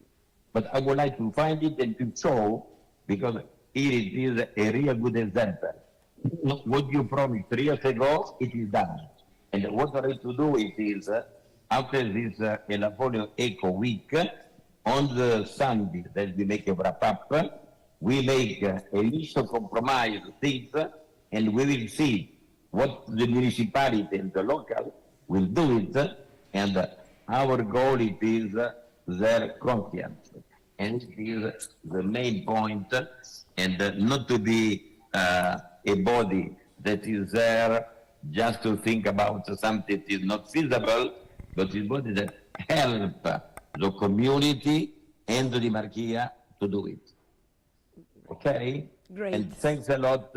We had a great presentation. My heart it is with you. My body it is here.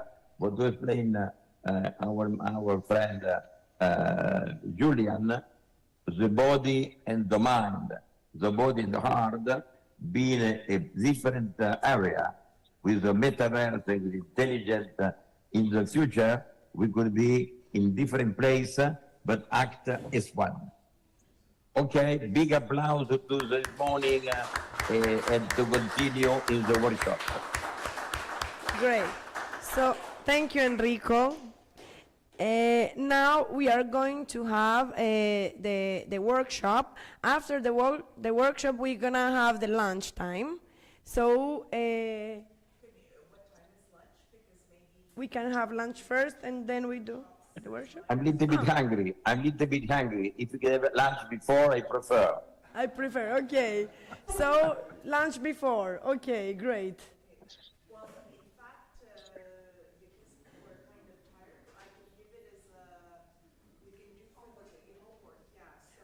You can explain, give us the instructions for the workshop, and then we go for lunch. Great, thank you. Okay. So originally we were going to have you draw your ideas and then present them. And what we want you to do is to come up with an idea. It can be on any aspect of zero waste. So it could be one aspect, it could be plastic waste, it could be reuse, it could be prevention, it could be separate collection, it could be whatever, it could be a design, creating new products, it could be whatever you feel is a good idea. And originally what we were going to do is we were going to have you come back and your team and present your ideas. And we would be a dragon's den. The three of us would decide if we would, we'd be social investors deciding if we were going to invest in your ideas and so forth. But I think we're going to change that due to time. I think people are tired. And so what we're going to do is we're going to have you walk around the island and take pictures of what you think is waste and shouldn't be there, or something that should be changed, always waste related. A good idea, somewhere where a good idea is, and then send it into the email, which is elaf.echo@papaki.gmail. I'll write it, it's right there, it's right out there on that. We will play it on the screen. Okay, perfect. So in the next 3 days, we want to see pictures of waste, but not only pictures of waste, but how you feel you can change this. Or somewhere you think you can do that, a good idea, something that's being done well and you think needs to be more of, or just an idea that you want to pitch and so forth. And we'll put all the ideas on the site at the end, and then I'll work with Echo Elafonisos to see how we could put that to good use. Up? Okay, there, elaf.echo@gmail.com. So that way you can be inspired by the island and see what needed to be the change you want to bring. Yeah, all right, to quote a politician. All right, does that work? Yeah, do you have anything to add for the workshop? No, okay, all right. Oh, a picture, okay. Picture? Ela Kiveli, the next.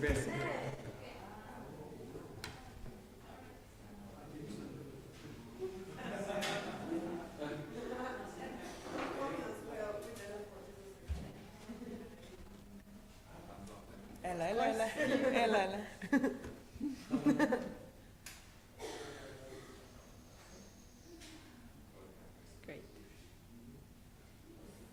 Super. Thank you. Get better soon. Stavros and Rudy, How can you integrate your workshop? What? How can you integrate your workshop? Probably first, with the presentation of this workshop, we could present the results of the question and Okay, also. great. So we are back here in 1 hour? It's okay? Yes? Yeah, 1 hour. Okay. We need less, I think. No, I mean in 1 hour we're back here. Okay. So we could ask also. I don't know, we're confused. I think something was added to the... I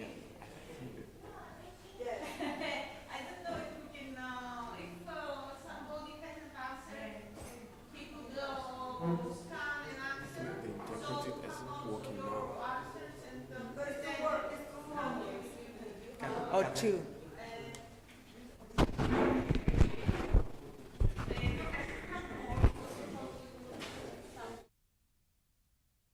Okay,